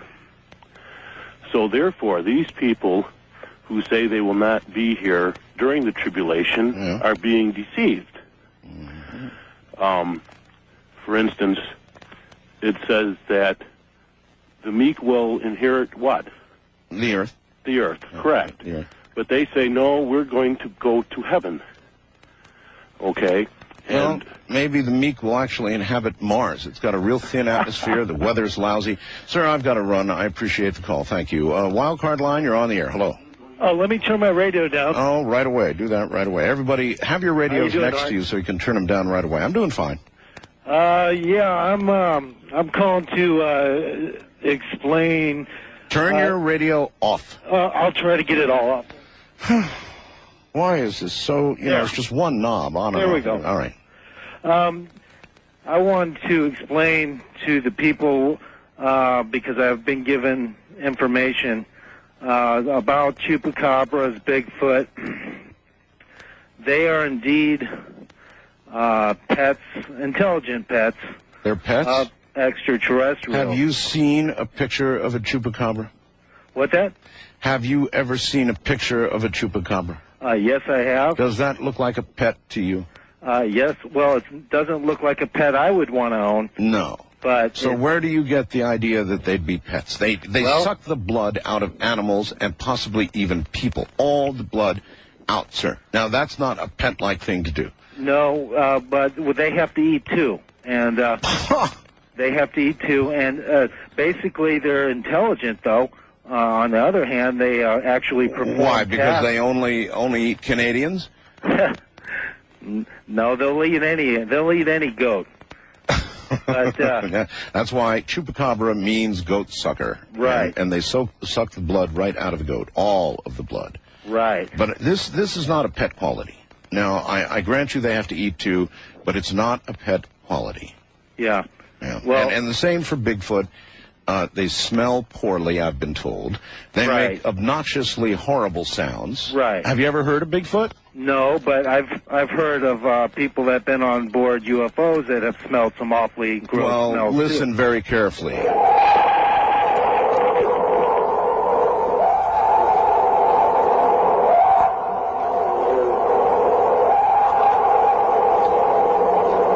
Now, does that sound like your average pet? Yes, it does to an extraterrestrial, because they don't really have to work closely with them. Are you an extraterrestrial? Yes, I am. Oh, you are? I was an experiment that was conducted, and which was a failure or a success? It was a failure. That's why they didn't take my embryo. You're a failure. I'm a failure. Are you deformed, or in some way deformed, or mentally unbalanced? Some people might say so, yes. All right. But I would like to say that, in general, the reason why no one ever gets a Bigfoot is because they do have a base underground, and they let them out to do things because they were at one time outdoors creatures. And so they do like to, run around up here on our planet every now and then. Yeah, but they seem to disappear, and so I suppose their being underground would account for how they disappear so readily. What were you what kind of experiment were you? What were you supposed to be? I was supposed to be a new hybrid that looks like a human, has all the attributes of a human, but would have an alien intelligence. So in what way are you screwed up? I'm not sure. It just didn't turn out right. But I am constantly bombarded by sightings of UFOs that I can't readily explain why they keep in check on me, even though I'm a failed experiment. But maybe they're trying to destroy you. Well, I don't know if they're trying to. If they wanted to destroy me, I'm sure they could have done it a long time ago. Well, maybe they're just picking their time. If you're a failed experiment, perhaps you can only be allowed to go so long, and then you've got to be... Oh, you think? Erased. It's possible. You never know. But as far as the chupacabra goes, it's the same deal with them, except they don't live underground. They live in the UFOs themselves. Name one lovable pet-like quality of a chupacabra. And no, I said name one lovable pet-like quality of a chupacabra. Well, they got nice soft bellies. So you felt the belly of a chupacabra, huh? Anyway. I've seen the outside of a chupacabra. Give me a break. They're all scales. They're ugly. They have giant teeth. They have a bite that would take your thigh off right at the top. Come on, pets. East of the Rockies, you're on the air. And you're humming. Turn your radio off, please. Yeah, it's Art. God, why am I destined to say this all the time? Yes. This is Al from Susquehanna, PA. Yes. I'm not the Antichrist. I do have a little news flash for you. I just seen on ABC News. All right. It is out of the bag. They showed a picture of it. Oh, I know. You're talking about Dean Kamen's thing. They show a picture of this two-wheeled scooter. Right. Well, great if it's hydrogen-powered, but first of all, the thing doesn't look stable at all to me. That's number one. Does it look stable to you? Gyro stabilized. Well, I'd want to see some people gyroing down the street before I'd be willing to give it a try. I want 4 wheels, not 2. That's for sure, yeah. And these, if you haven't seen it, folks, these are not 2 wheels, one in front, one in back. These are 2 wheels right next to each other, right? Mm-hmm, that's right. Doesn't look stable to me. And it doesn't look like those wheels are like drive wheels either. And it looks like something that a 6-year-old would go down the street on. Right. So, I don't know. If that's it, I'm not all that impressed. Now, they do say the engine is really the main event, that the scooter is not it, but that the cell they're going to use, a hydrogen cell, is going to be the big event that eventually it'll work for cars and all the rest of it. Mm-hmm. But I've been hearing about this for years. Well, that's all I got. All right. Thank you very much. You've got a very hummy phone, by the way. West of the Rockies, you're on the air. Good morning. Hi, how you doing? I'm doing all right, sir. You must be in a truck. Yes, I am. Sorry, I cut down the noise here. Okay. Oh, okay. Is Go. this Art? Yes, it is. Go. Oh, okay. I'm sorry. Okay, I wanted to address your show that you had last night with Richard there. Yes. I have been on the road for a couple days here, and I haven't had a chance to look at my computer. But I was wondering, he was saying that the soil composition of Mars was highly silicate. Yes. Okay. What in those areas? What's the the volcano activity like there? I was wondering if it was volcano activity. All right, sir. I don't know. It's a secret. Richard would have to tell you. I don't know the answer to it. I'm sorry. I don't think there are active volcanoes on Mars. But then again, I didn't think there was water either. You're listening to Art Bell Somewhere in Time on Premier Radio Networks. Tonight, an encore presentation of Coast to Coast AM from March 7th, 2001.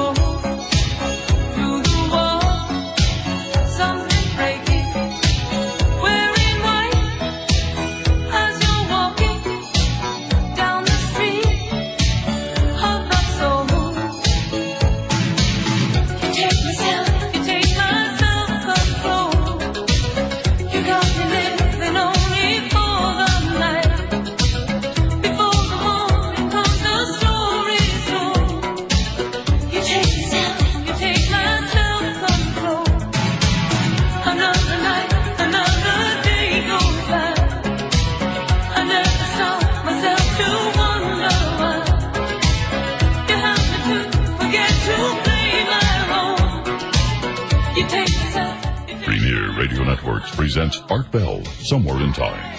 Tonight's program originally aired March 7th, 2001. Indeed I do, and listen tonight as they come out, one after another. We're into open lines. Anything you want to talk about is fair game, but I am looking for the odd, those claiming to be the Antichrist, time travelers, Area 51 employees, the usual crop of strangeness. All of that. We're open for all of it, and of course, anything else you want to talk about right here.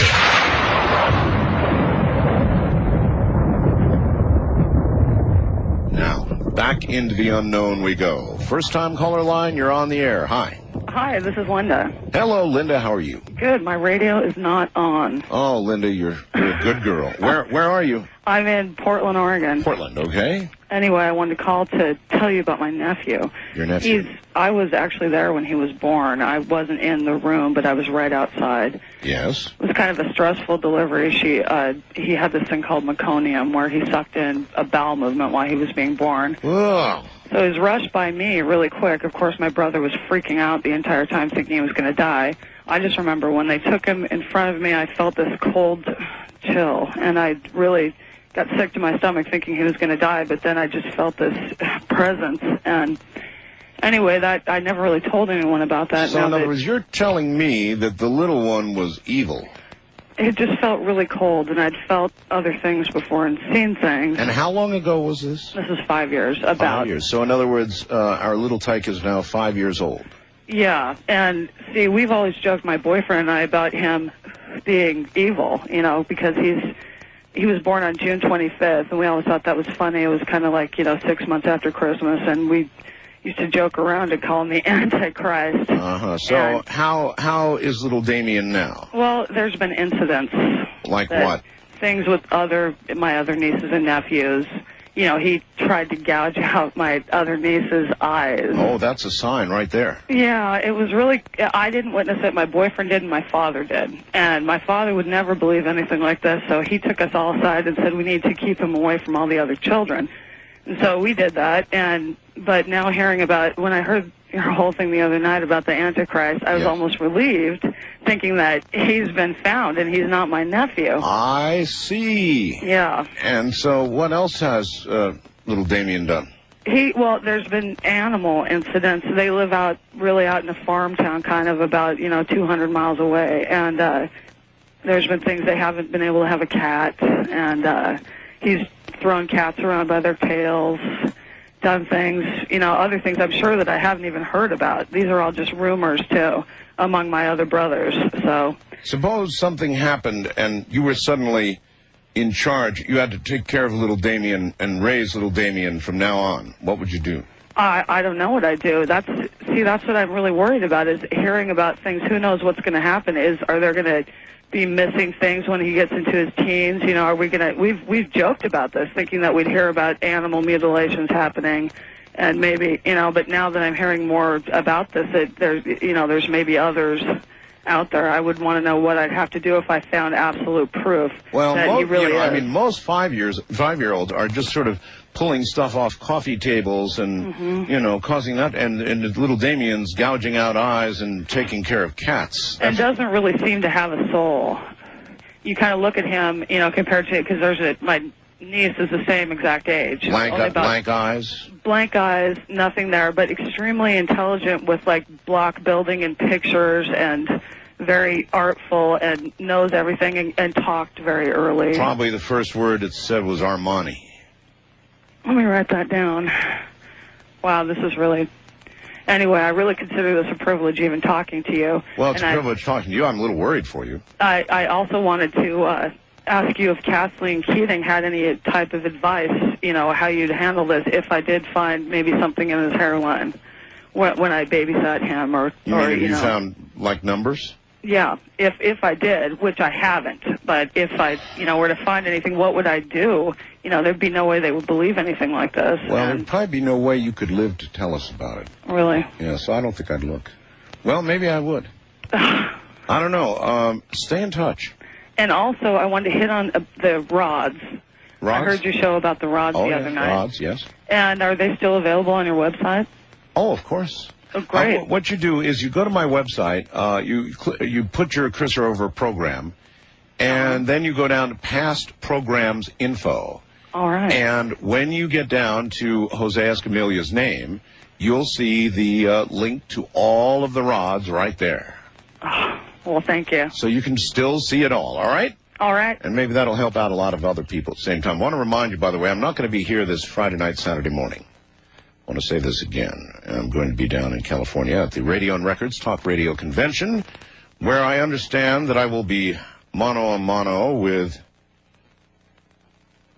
a certain reporter back east named Matt Drudge. Should be interesting. Matt's had a lot to report about me and many others, and I'm kind of looking forward to it. Wildcard line, you're on the air. Hello. Hi, Art. Hi. This is Marilyn, outside of Memphis in Bahia, Mississippi. Memphis, Maryland. All right. Yeah, on 60 a.m. on your dial, WREG. Yes, ma'am. First of all, I just want to thank you for the way you give each belief a forum. We can't even hear it. I got a kind of a good ear, I'm an entertainer, and I sing, and I got this ear that picks up on things, not that other people can't. Yeah. I don't even hear any kind of dislike in your voice when you interview someone. We cannot tell what you believe, and that's very good. It's very good. You know, you're so open. The others, they cannot hide this. Well, if I say, no, there's times when I say what I believe, or what I think, or what I really feel. Otherwise, I do remain open. That's the whole idea of this program, to remain open. But the others, I can hear it in their voices, and I didn't mean that you did not have a belief, but I meant that it doesn't come out in your voice. I'm tolerant. Okay, yes, it is, and there's so few that are like you. Number two, I heard somebody mention Johanna Michelson last night. She is Hal Lindsey's sister-in-law. That Beautiful Side of Evil book, and I wish you could get her on. It might be just www.johanna. Oh, no. Don't put that URL on the air. I'm sorry. I'll tell you what, though. I'd be glad to have her on if somebody will put me in contact. If you will send me contact information, if you can get a phone number or something like that. In fact, let me tell everybody about that. When you want me to have a guest on, it's so much easier for me if you will supply some contact information. Everybody wants John Edward right now from the Science Fiction Channel on. Fine, I'll have him on, but I need a contact number. And when you try and call John Edward, you get lost in telephone hell. I mean, machines are full and there's no way to get through. And so, I've proceeded based on a number of emails that I've had, but there appears to be no way to get through. So when we get hold of John Edward, we'll see about it. East of the Rockies, you're on the air. Hello. Good morning, Bart. Good morning, sir. Where are you? I'm in South Carolina. South Carolina, right? David, South Carolina. It's not too controversial. Maybe it is, maybe it's not. I was just seeing on the website today when I was at the library of yours that the mirrors coming down around on or about the 16th. I was thinking that the HARP system, this might be an advantageous time for the United States maybe to prove something one way or the other with the HARP system, maybe a little target practice. Well, the HARP system, sir, is designed to not go into outer space. It's designed to actually either burn a hole in the ionosphere or reflect from the ionosphere, coming back to Earth to look for tunnels and bunkers and that sort of thing, or to cause the ionosphere to change in some way, but not to go into space. Now, of course, once the mirror crosses that line, I suppose HARP could take a shot at it. Yeah, it's possible. Just one other thing. I was coming across some stuff that I seen the other day. I was reminiscing back about Carl Sagan. It's been 20 years since Carl Sagan came out with Cosmos. And for me, 20 years really gave me, he just explained things, the universe so eloquently. And well, that was the magic, of course, of Carl Sagan, that he could take hard science and he could explain it so that everybody understood it. The person closest to that now, I think, and there probably are several, but Dr. Michio Kaku is probably the closest. Now, if we could find another astronomer like Carl Sagan, with the abilities, the vocal abilities Carl Sagan had, that would really be something, wouldn't it? West of the Rockies, you're on the air. Hi. How you doing? I'm all right. Where are you? This is Noon. I'm calling from Santa Rosa, California, listening to you on KSRO. Yes, sir. Okay, great. By the way, I think I know why a lot of your callers are leaving their volume up. Oh, why is that? It's because they're evil. Well, it's an evil thing, that's for sure. Yeah, right. Well, regarding your earlier guest and talking about downloading consciousness into a clone and such. Yes. The concept that would be really scary for me is that say you're starting from conscience A, the original donor, and you got your clone ready and all that. I guess a good analogy would be like, I'm a chain smoker of cigarettes, right? Mm-hmm. And sometimes you'll take a cigarette, you'll light a cigarette from the one that you were smoking before. That's a real chain smoker. Yeah, and it's hard to keep them lit too. But now you've got the light coming off the here we're still going with the analogy here. Yeah, you got the heat coming off the one cigarette and the other cigarette's lit, so they're both lit now, right? Yeah. You still have the original light going on your first cigarette. That's so I'm right. afraid that if they download like your consciousness, it still stays inside your head, and now you got two of you running around. Well, that essentially would be correct. And yes, sure, that would be correct. And so the interesting question is, which one would have the soul? Yeah, exactly. That's the point I guess I'm making is that what if, all right, you've got to download the new clone and all that, but your soul's still stuck in the old body. You know, it's like you paid money for nothing. Well, you'd be soulless, but you'd still be conscious. Yeah, you'd have a new clone running around, but you'd be still trapped in your old body. You see what I'm saying? Oh, I do, clearly, yes. But, you know, for some people, I mean, for example, if you were dying, I mean, you know, the very end, right? You wouldn't much care, would you? Here would be your opportunity to have a 19 or 20-year-old body, whatever it is you ordered up. Right. And continue living. And believe me, as the last breath went out of you, wheezing breath in your case, as a chain smoker, you would you'd want that new body right away. Yeah, but I mean, if your soul is still stuck in the old body, it's like it hasn't been happening at all. Yeah. Well, I don't know about that. I mean, we don't know how big a part the soul plays in the total constitution of a person. Yeah, that's true. It may be very separate from your intellect. That's and believe me, people with money and intellect would pay lots of money to have a continuation of that. Yeah, that would be kind of that's a real ego trip there, kind of, huh? Soul or not. And then, when you finally did expire, the question is, where would the soul go? Would it go forward where it's supposed to go, or would it simply transfer to the new convenient body? Yeah, that's $1 million question. At least. Do you have time for a quick rod/worm story?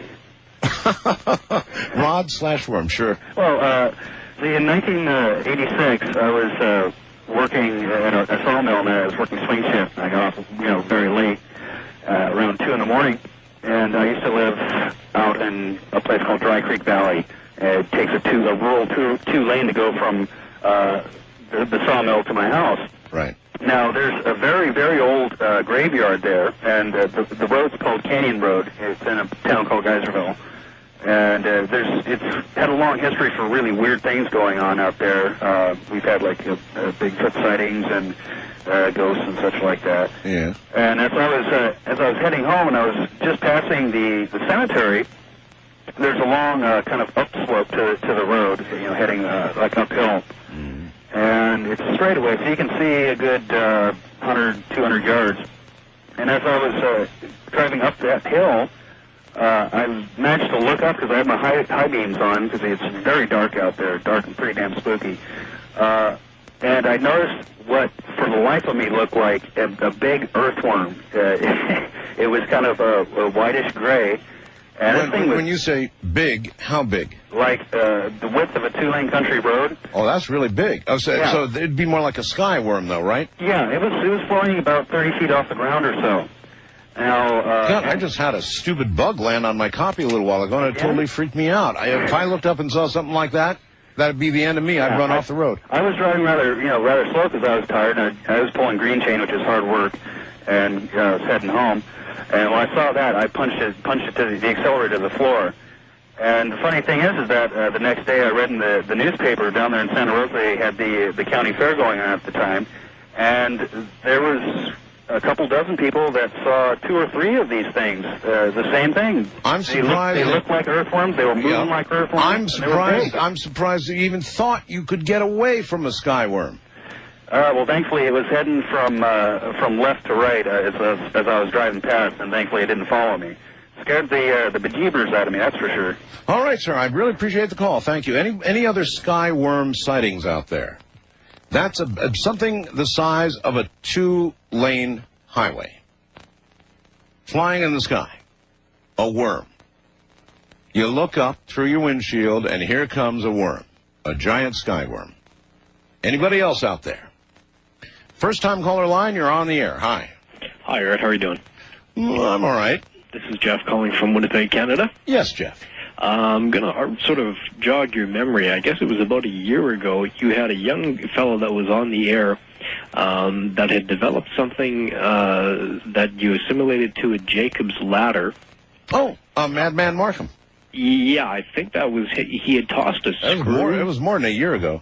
Yeah, he had tossed a screw through the device, the small-scale device he made, and it disappeared momentarily, and then reappeared. Okay, and so right. he went out and stole a bunch of transformers and built a giant model. That's right. Then, to top it off, he went out and had to rent a warehouse because his parole officer wasn't real happy with him. Rented a warehouse and made a giant model of what he considered to be a time machine, and was going to walk through it. Well, long story short, he's never been heard from again. That's the reason I was calling you. I never heard anything further to it. Gone. No, I'm serious. Okay, and not at the telephone number, not at the address. I do a national show. He'd know to get hold of me by email or one way or the other, and he hasn't. Madman Markham is gone. You would think, yeah. One other thing, those of us that may have missed the show that you were talking about, the Antichrist, you had a caller on earlier that you had cut off because they had mentioned a name? Yes. On the air? Yeah, and I'll do the same to you. Don't mention it. No, I don't know the name. That's just it. I don't know quite enough of the story, and I'm just wondering... Okay, well, if you'll go to my website... in fact, I should repeat this because everybody wants to know I know. Go to my website, go to What's New, and the Kathleen Keating webpage, signed by Kathleen, is there for you to read now, and you will be able to get it on my website now. What's the last name, Keating? Her name, the guest, was Kathleen Keating. Keating, okay. And what she has written is up there to be seen now. Well, thank you very much. You're welcome. Wildcard line, you're on the air. Good morning.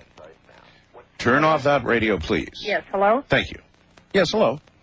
Yeah, is this Art Bell? It is. Hi, I'm Kay from Las Vegas. Hi, Kay. Hi, I wanted to ask you, this is off all the subjects tonight, but you, one of your songs that you play every now and then, I've only heard it a couple times, it has the words Rockabye Baby and When the Wind Blows, and I've been trying to find out the name and the singer so I could get a copy of it. Really, that song really goes to work on your brain, doesn't it? I love it, and I want to get a copy, and I don't know the name or who sings it. I couldn't find it in your bumper music.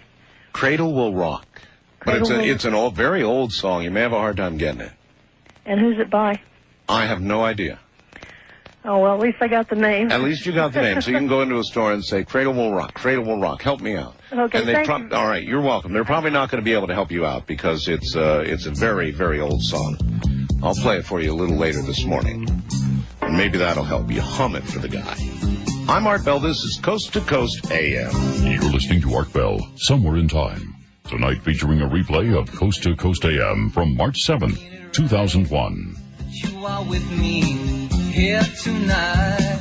Music playing, our bodies swaying in time. Touching you, so warm and tender. Lord, I feel such a sweet surrender.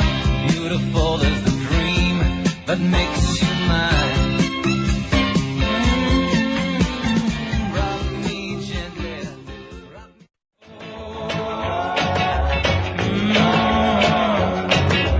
Jack be nimble, Jack be quick. Jack jumped over the candlestick. He jumped so high up above, he landed in the cradle of love. Well, rockabye baby in the treetop. When the wind blows, the cradle will rock. So rockabye baby in the treetop. When the wind blows.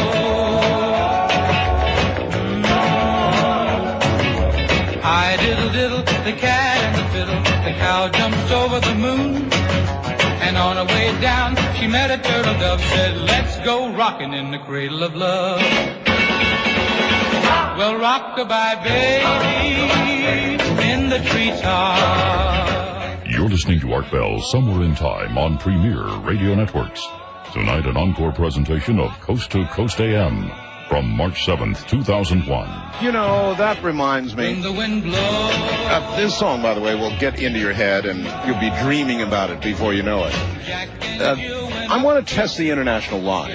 We're in current discussions with a telephone company trying to get all this straightened out. Now, if you're somewhere else in the world, I don't care where you are, try the international line for us, would you please? All you do is call the AT&T operator and have her call 800-893-0903. So if people in all parts of the world right now would please try this for me, I'd be deeply, deeply appreciative. When the wind blows. Again, call the AT&T operator and have her call 800-893-0903, and let's see what we get on the international line. Okay?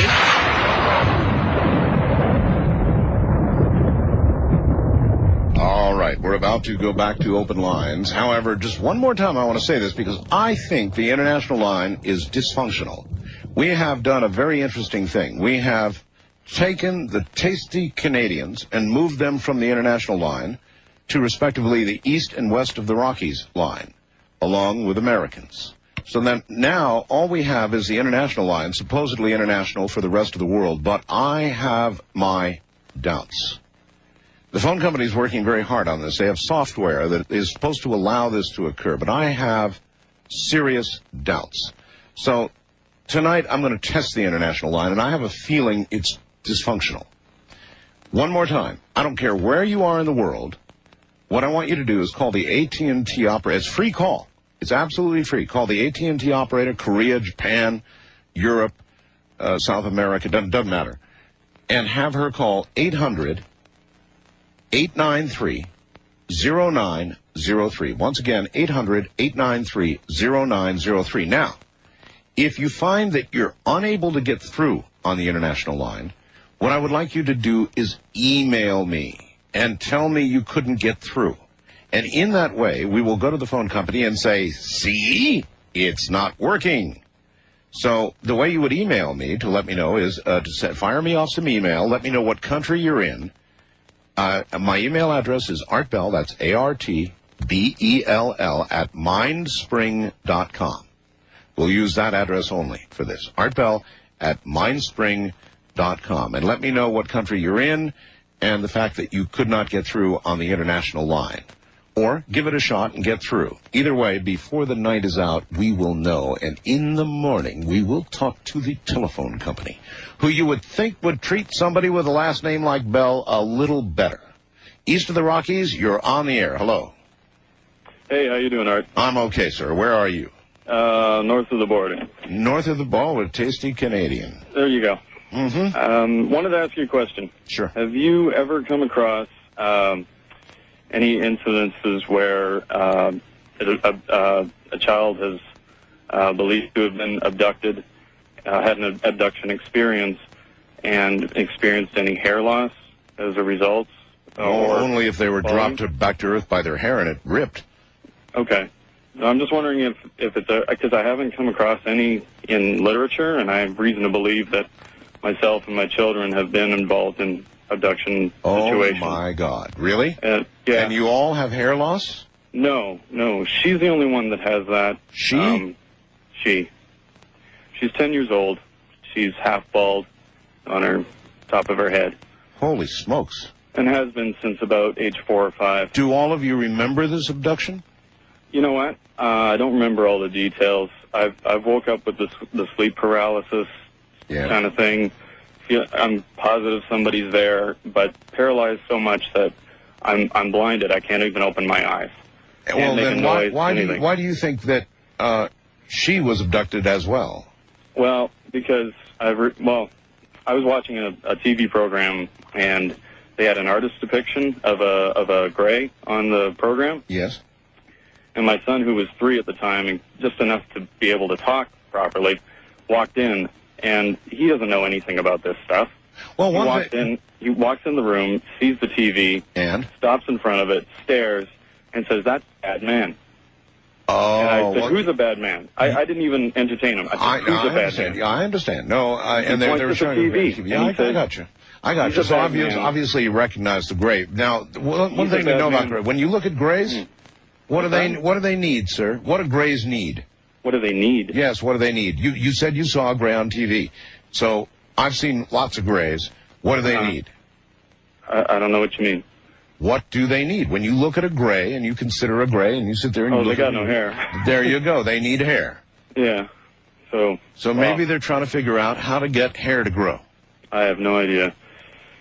Here's what my son said right after that, though, which convinced me that something happened to him. Yes. After he pointed at the man, said he was a bad man, he says, "They always make me go with them, and I tell them I don't want to go."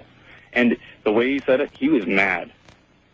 I tell them I don't want to go. That's how we say. And I was like, my wife saw. She watched a light in the sky that watched her for a good 10 minutes. She kept trying to wake me up. I kept insisting, "No, let me sleep. It's a plane." The minute I got out of bed, it took off. I saw it leaving. But it took straight up. How about your wife? She's an adult. Has she had any experiences? Has what? Has she had any experiences? Beyond that she recalls, no. But I don't quiz her a whole lot about it because she's upset enough about my daughter. But here's what I keep thinking. I'm thinking, okay, you can lose hair due to exposure to radiation. Correct. So what powers these things? And then X-rays and all forms of radiation. Oh, no, you're absolutely right. All right. Well, thank you. Yeah. I suppose you could assume that they're powered by some kind of radiation. That is quite an assumption. One would assume even a more complex, advanced drive system than radiation. Because, I mean, that's kind of what we're looking at, right? All right, well, let's try it. International line, you are on the air. Hello. Hello, Art. Yes. Hi. My name is Anthony. I did get through on your international line, though, but I had to kind of do a little changes in the numbers that you gave. Where are you calling from? I'm calling from Stuttgart, Germany. Germany, all right. Yep. How did you have to modify the numbers? Actually, I called our German operator, and she had given me the number of the international AT&T operator. Okay. Which was a lot different than the one you had on your website here. So. Well, I know, but once you gave them 800-893-0903, you got through, right? Straight in. Huh, right. All the way from Germany. That's excellent. Hey, Art, I used to live up there by, I was living in Las Vegas out in Henderson a couple of years ago. Yes. I worked for Sprint, actually. Well, a contractor for Sprint. You worked for the phone? You actually worked for the phone company, huh? Yeah, well, that's what I'm doing over here. I'm Director of Technical Services for Deutsche Telephone work right now. Oh, no. Well, so it figures you'd know how to get through. Just a real quick little story for you here. This happened about 4 years ago. I was working for a contractor for Sprint. I got approached by a company called Desert Industries that was doing some work out at the test site. Oh. I'll tell you what. I was in Area 51 for about 3 weeks doing some work. Oh. Flew out on Janus Airways and the whole 9 yards. Had the whack and hut security all over me. They have got enough fiber optic cable in that place to facilitate the entire West Coast. Oh, and what do you suppose they need all that bandwidth for? Well, I have no idea, Art. I was only paid to do one small part of the job. But you're saying that thing really has a lot of fiber to it, huh? Quite a bit. Quite a bit. It's been a few years, but the people that call the show, I listen on the net here during the day. Oh, that's right. It's what time is it there anyway? It's about 20 after 10 right now in the morning. In the morning. All right, that would figure. Yeah. But I just wanted to call and let you know that all that stuff that they say about Area 51, I don't know some of the callers you have, but most of them that sound relatively intelligent have been out there, I would imagine or assume. Well, sir, the place is scary as all get out. I know. Really Do you know how much bandwidth it takes to transfer the contents of a human brain from one place to another? I couldn't even begin to fathom that. Probably about that much fiber. I do know though that that was the most fiber cable optic interface system, the biggest one I've ever seen before, and I've been doing this for about 15, 20 years. So.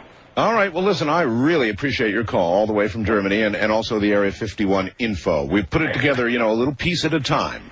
No problem, Art. You guys have a good day and keep up the good work. Huh? Thank you and take care. All right, there you have it, Germany. And he was at Area 51, where there's more fiber than he's ever seen in his whole life. And there's a guy who works for Sprint, or worked for Sprint.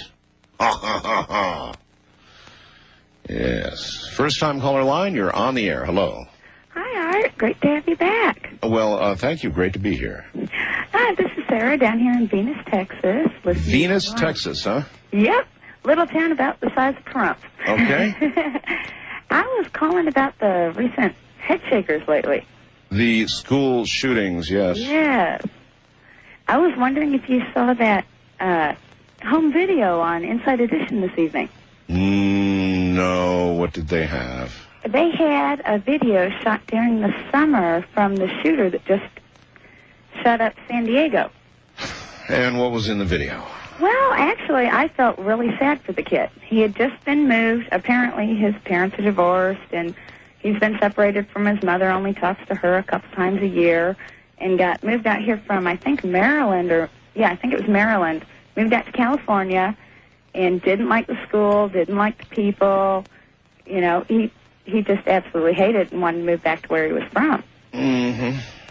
And it was really chilling because... Well, all of this is, it's too bad, but none of it, in my mind, adds up to grab guns, start killing fellow classmates. No, it really doesn't. But you have to remember, you remember when you were a teenager? Vividly. How everything was the end of the world. If people hated you, then you were never going to get through it. No, it wasn't that way for me. I was wrapped up in radio and girls, and I spent a disproportionate amount of my day, every day, thinking about girls. Well... That's what I remember as a teenager. Oh, yeah, especially for young boys, but... Yeah, absolutely. I don't know. The more I think, if you look at all these, they're so stereotypical. Most of these kids, if they weren't from a broken home and they were isolated from their family, the kids picked on them. They just had so many things they should have been in psychological treatment. I know, but there's about 10 million miles of difference from somebody who is disturbed or emotionally distraught or even depressed and somebody who walks around with a smile on their face killing. Well, there is, but when you get to that young, I don't know that the line is that distinct for them. I remember... They don't know the difference. Okay, I remember 15 vividly, and I'm telling you, thoughts like that never entered my mind. Well, honestly, no. There was no room. No, but then again, society has changed since then. If you look at today, you don't have the same structures. The family influences aren't there. The societal influences aren't there. Even the media doesn't pressure you to be good. It's true. I mean, you look at TV, it's all violence, it's all hate. They don't show sex or love. No, they show hate and violence. Well, they show some sex. Yeah, but it's never in a loving context, is it? No. In general, I mean, there's a lot of, I think a lot of these kids are just handed over to society to raise, or yes, the parents aren't paying enough attention, because this kid was crying out 6 months ago that he hated where he was at, he hated the people he was with. Oh, I hated a lot of places where I was. And so we're all, most all of these kids were, and... I know, but you're talking about most of the teenage population of America. I hate my parents, exactly. I hate my school, I hate this stupid little town, I want to go someplace real. I mean, that's every teenager. Exactly, but where is it that parents actually figure out that they have to key in and decide, okay, my kid really does have a problem? I think it's as much the parents' culpability. They're not realizing that this kid is seriously stepping over the limits. Because, yes, all teenagers go through these problems, but somewhere somebody's not stepping in when they need to. All right. Well, I appreciate the call. Thank you. I don't know how you would discern where the line is. Now, this young fellow talked to some of his classmates, you may recall, and actually said that he was thinking of doing this. Now, there would be a good place to step in, I would say. There's a place where it's obvious, but otherwise, do you remember when you were a teenager? Do you remember when you were 15? Do you remember the things you thought about? If you're a guy, you probably were a whole lot like me. And I have no idea what girls think about. And then, of course, we had the previous day's caller thing squashed when a girl committed a shooting just yesterday. Not 24 hours after we say, girls don't do that. Wildcard line, you're on the air. Hi. Hello. Hello. Hi, Mr. Bell. I didn't hear a click or anything. Well, we have a newfangled system here that's clickless. Well, that's great. I've been listening to you for a couple of years. Forgive me, I'm a little nervous. I've never called a radio show before, let alone... So you're a virgin, then? Well, yeah, I guess. Born again, I suppose. I think I called a radio station in 1970-something once. But, I see. Born again, then, will have to do. Yeah, I'm calling. I'm a little nervous, so please forgive me. I've got that. Just relax. Yeah, ever since you picked up, my heart's been pounding about telling you the story. I've only told 2 other people in my life about this. Well, this will change that. Yeah, I guess I'm just going to pretend that it's you and I on the phone and just forget that there are, dozens of people listening. Yes, dozens. All right, so tell me. Are you familiar with the book by John Mack? I don't know if you've ever had him. I have, yes. Oh, I've interviewed I thought you have, but sometimes you forget. Several times. I had an experience, I believe it was 1992 or the winter of 93, in Rockland County on the Palisades Parkway. I don't know if you know the area, but for people that don't know the area, it's 2 lanes north, 2 lanes south, with a median between the 2 lanes. It's basically sort of countrified around there. Okay, were you driving? Yeah, I was driving. I'm sorry. That's Anyway, the median in the middle is probably about 50 yards wide and has trees right up the whole length of it as far as you could go, with I can a few picture exceptions. that. Yeah. I was leaving my girlfriend's house. It was probably about 2:30 in the morning. She lives about 20 minutes from my house. I live just on this side of the Hudson River in Westchester County. And I left her house in the middle of a snowstorm. There were no other cars on the road. There was a good 5-6 inches of snow just blanketing everything. And I was driving very slowly, for obvious reasons. Sure. The road stretching out ahead of me. The sky was bright and pink. There are no lampposts, no road lights on this road. But it was pretty bright out. And the flakes were big. It was coming towards me. It's like one of those nights where you drive slow because you're, because you're afraid of dying, drive actually. off the road, basically. Yeah, that's right. There were no other cars on the road, and I was actually driving along slowly, kind of enjoying myself with the serenity of the whole atmosphere. And I had my window open. It wasn't terribly cold. And on the other side of the median, on the other side of the road where traffic should be heading in the opposite direction, right. All of a sudden what appeared pacing me on the other side of the road were what seemed to be very bright white headlights that were pacing me at the exact same speed. You mean to say going in the same direction, same on speed? The wrong side of the road. Oh, in man. the same direction. All right. And I was looking across at this, and I slowed way down, and this, what I thought was a car, slowed way down, and I thought, oh, my God, if anybody comes up north, we're going to have a nasty head-on collision here. Well, at least you had that together. I might have thought for a moment, oh, my God, I'm on the wrong side of the road. Well... Anyway. Yes, you have this talent for putting people at ease, by the way. Thank you. Anyway, this, what I thought was a car, was just pacing me, and I sped up and slowed down at certain points. This is going on for, about 5 to 7 minutes or so, and then I realized that these lights were pretty high off the road. Not quite treetop height, but I'd probably guesstimate it maybe 15, 20 feet high. Even, like higher than a car. I thought, trucks can't fit on this road. It's just not made for it. It's cars only, no trucks. And as I was slowing down, I was watching this car thinking, oh, my God, we're going to have a head-on collision. It disappeared. It just suddenly stopped. Poof? Poof, gone. And I slowed down, looked back. It was gone. And I also realized on that particular stretch, there were no exits where this person could have gotten off, and all the exits would have had to have gone off in the other direction. So it was a ghost car? Or a ghost, but that's not it. All right, well then hold on, and we'll get to it, along with Dean Kamen's it, I guess, shortly. Dean Kamen next year. This caller right after the break. I'm Art Bell, and this is Coast to Coast AM. You're listening to Art Bell Somewhere in Time on Premier Radio Networks. Tonight, an encore presentation of Coast to Coast AM from March 7th, 2001.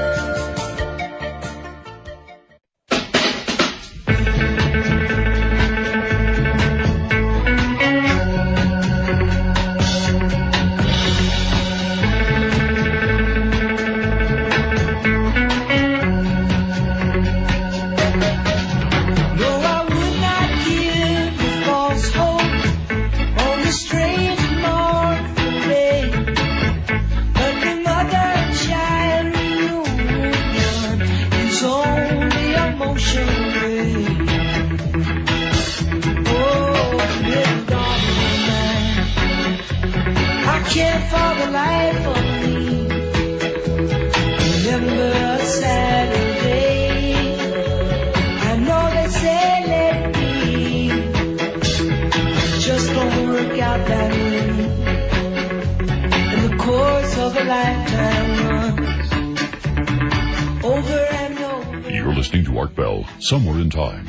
Tonight featuring a replay of Coast to Coast AM from March 7th, 2001. Yeah, and I'm very serious about this international line thing. Let me try one more time. I don't care where you are in the world. We've confirmed Germany so far. We know Germany can get through. But I haven't heard from Australia, and they're pretty frequent customers on the international line. So I don't care where you are in the world. Call your operator and get the AT&T operator on the phone. The AT&T operator, that's the one you want. And tell her you want to call 800-893-0903. We are testing tonight to see if this line is truly international. So far, we seem to have a pipeline to Germany, and that's about it. So get on the phone. And also the second part of this is if you cannot get through out there, send me email and let me know where you are and the fact that you could not get through. Send that email to artbell@mindspring.com. That's artbell@mindspring.com.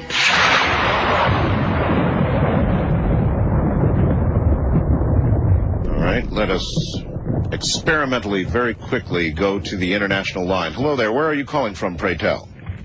Yes, I'm calling from Hong Kong. Hong Kong, China?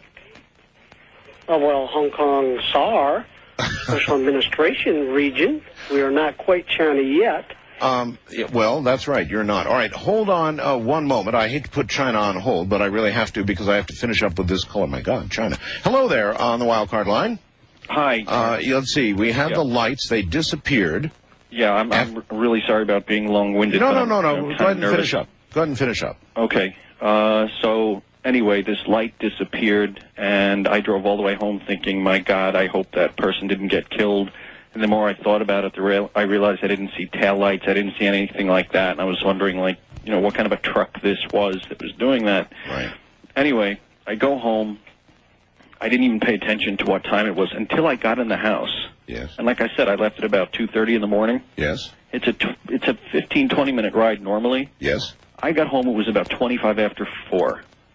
And I was baffled by why it took me 2 hours to get home when I was going, 35 miles an hour. Oh, there's an obvious answer for that. They had your butt.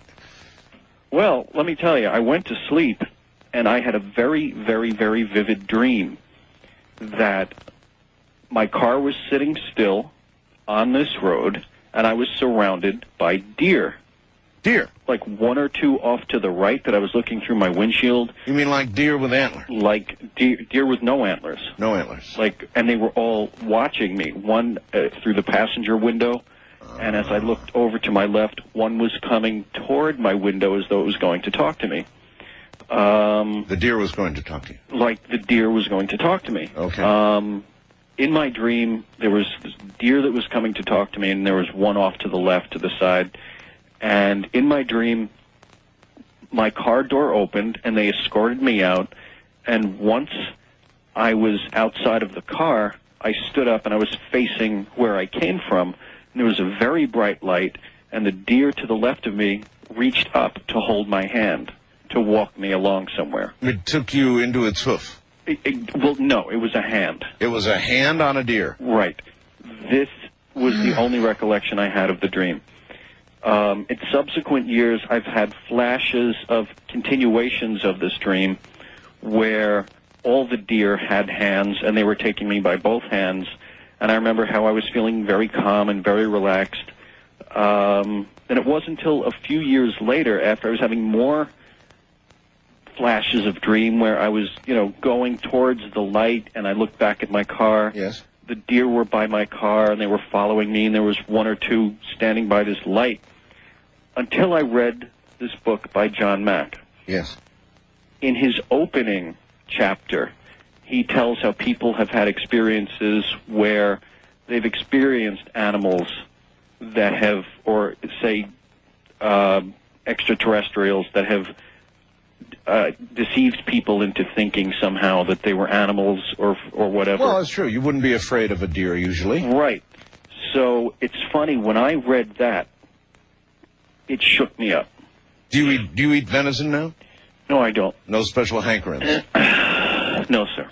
All right, well, it sounds to me like you've had an experience, and probably you ought to get hold of John Mack. I mean, your story is really strange. But the thing was, after that, it sort of triggered memories where I continued having flashes of dreams where I then realized that I was taken into a craft. I understand. And when I woke up that morning, and I never thought about it until I read his book, I had a scar, or like, let's say like a deep scratch mark, right by my navel, that I couldn't understand where it came from the next day. Like, how did I scratch myself in my sleep? And it's like, I still have a scar there now to this day. It's Do you really? Almost like a horseshoe kind of a shaped thing. Like a hoof? And, yeah. And I've had, ever since then I've had, I don't know if you've ever heard of such a thing. Oh, God, I have. It's problems with digestion and all that sort of the mark thing. of the hoof.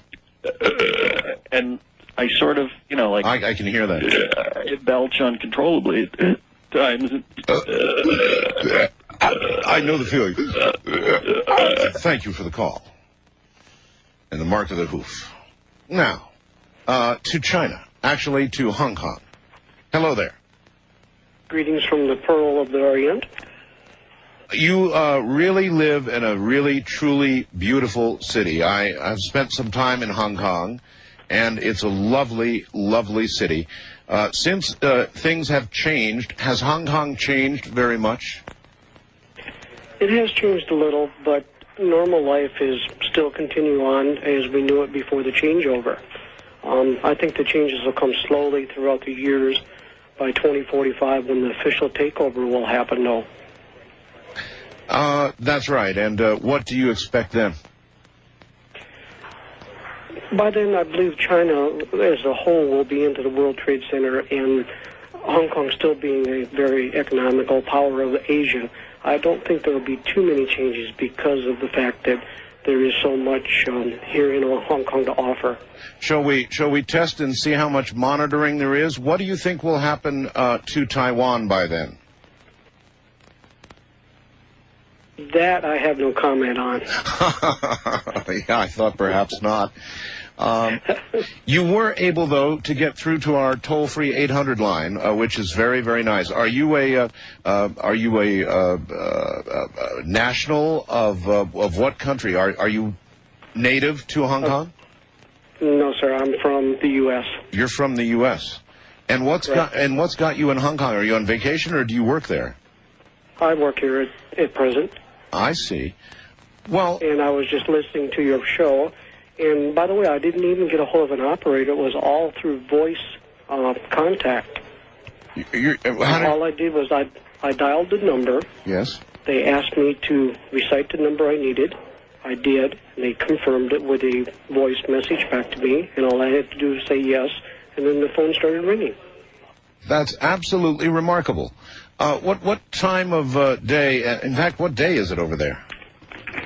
Today is Wednesday after, correction, is Thursday afternoon. Thursday afternoon. And right now it is about 7:45 in the evening. In the evening, 7:45 in the evening. All right.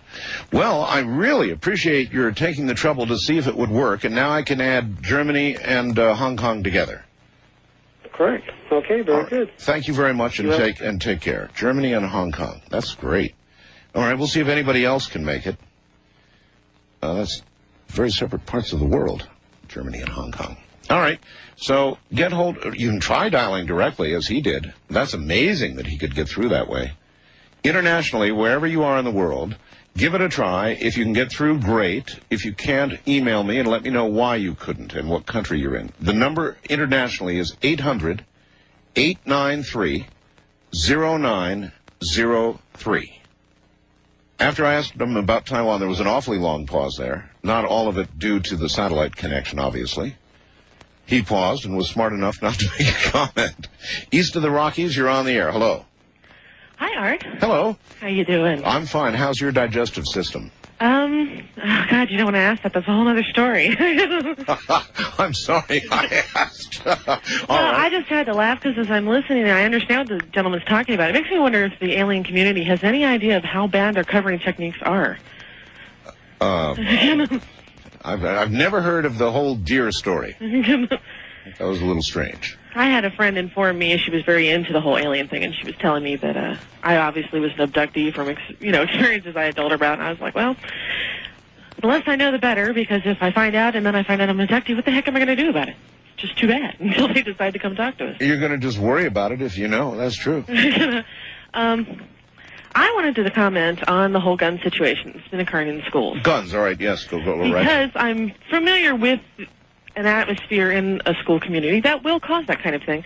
The first comment I have to get out, I've been wanting to say since it happened. Columbine, the first real big story that happened. Well, it was probably the biggest story, but certainly not the first. Right. I happened to be watching. I actually had the live coverage. I didn't see the repeats on news. I happened to be home that day. Right. And this girl, in weeping and sobbing in her misery, says, she's like, I can't believe, this kind of stuff is supposed to happen in the South. This doesn't happen here. And I was like, living in Nashville, Tennessee, I found that highly offensive. Why the South? Well, it contributes to the whole idea. I grew up on the East Coast, Delaware, right? Yeah. Considered a pretty mundane place. The problem is, Delaware being 45 minutes from Baltimore, Baltimore, Jersey, Philly, sure. right? Yeah. Hour 45 minutes from just about anywhere. We get all their problems that try to move out of that area. Mm-hmm. And it's kind of like us here. We get the Los Angeles stuff. Right.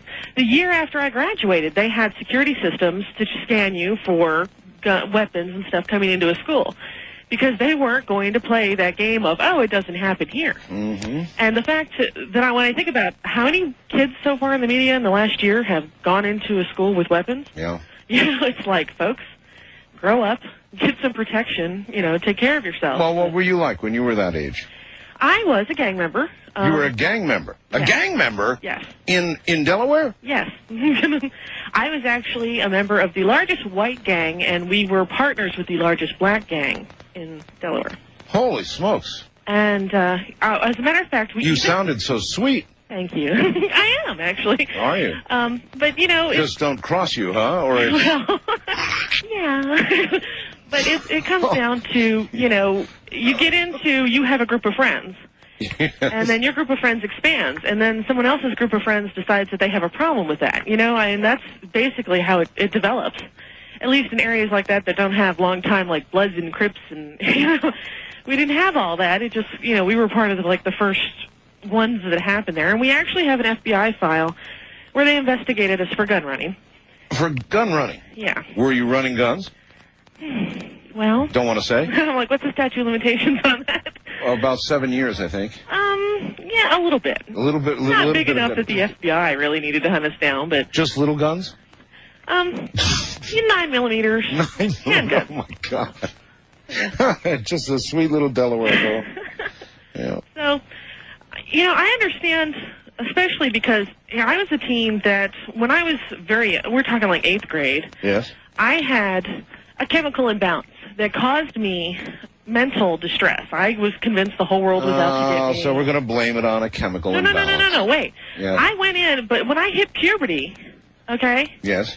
It balanced all that out. In the meantime, they had me on a treatment, but the main problem was at that point my mental was so far out of whack, all right, that they had to coax me back to convince me that the world is an evil place, that kind of thing. Right. But all of that was corrected. All of my therapy was done before I hit high school. So no, I'm not saying that has the part to do with it. My whole point, actually, if I'll quit wandering around here, is that my mother always said that manners are the essence of survival in today's society. And she's being proven correct by the fact that most of the kids that have decided, okay, I have to murder half my school, are the targets. The media really caught on to that whole trench coat mafia, which was the mocking term that school used to refer to those kids by. You know what I mean? And I'm like, I don't believe it's a justification, and I would love to know at what point. I don't know when we crossed the line where it was, okay, I'm going to beat that kid into the ground, to, okay, I'm going to shoot that kid. I don't know when that happened. Well, we were still beating people up when I was in school,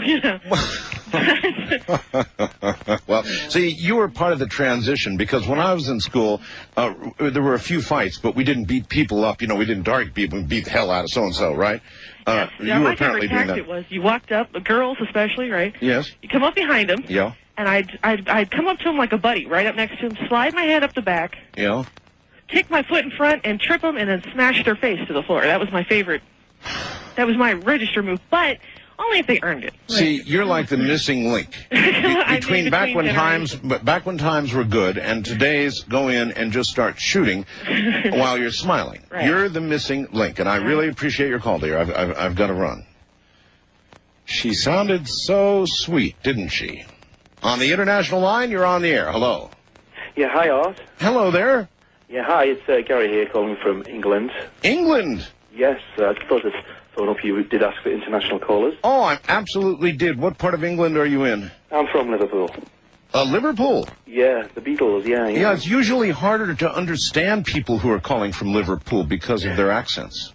Yeah, well, I've lived here all my life, so I don't suppose I'm any different than anyone else who lives here. So what else comes from Liverpool besides the Beatles? I mean, that's history, right? What have you done for us lately?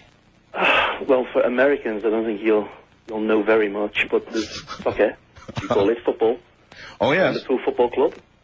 I know England is pretty passionate about soccer, which you call football, of course, right? Of course, yeah. And my team, of course, is Liverpool.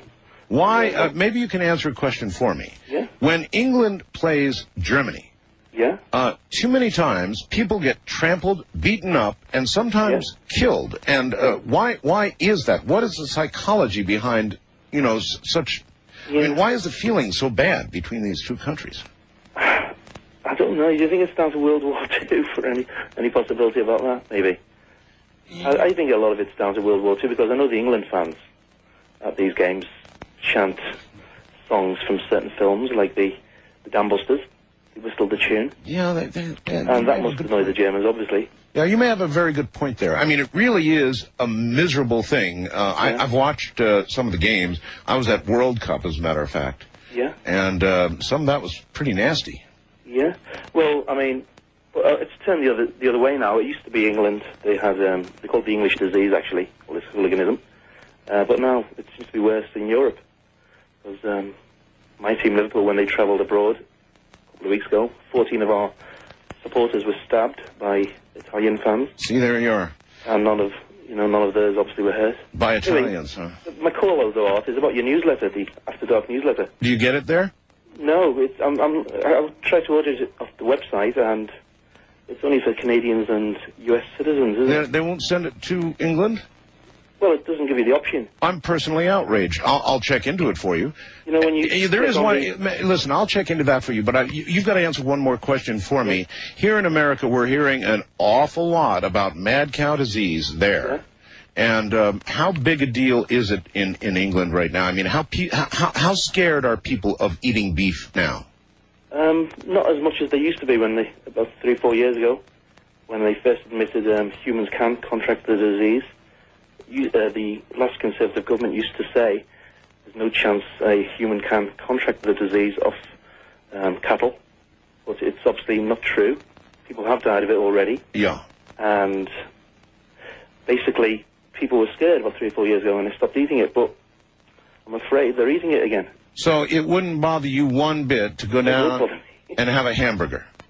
Well, I don't eat hamburgers. I try to eat the best beef cuts of a can. So in other words, it bothers you a little bit? It does, of course, yeah. And about 3 or 4 years ago, we were told on the news here that each person in the UK has probably eaten about at least 50 plates, 50 meals containing BSE. Oh, my God. So if each person has eaten about 50 plates in an average lifespan so far, we're all going to get it. And I suppose And that was about 3 or 4 years ago. Yeah, the period of time that it takes for it to show up can be a very long period, right? Yeah. I mean, I might have it now. Everyone might have it, but I'd be very wary about eating more of the junk type stuff like burgers. Yeah, I can see that. Well, listen, contained. Unfortunately, I'm out of time. I'm out of time. I really appreciate your call, and I hope you will call me again. Yeah, I will do, Apple. Okay. Please find out about the newsletter, please. All right, I'll see what I can do. You watch the website, okay? Okay. Thanks a lot. Cheers. Cheers. It seems very discriminatory not to allow people in Europe to order my newsletter, so we'll see what we can find out. Okay, Germany, Hong Kong, and now Liverpool, England. Not bad. That's it, folks. We're out of time. I'm Art Bell from the high deserts. That's it. Night-night.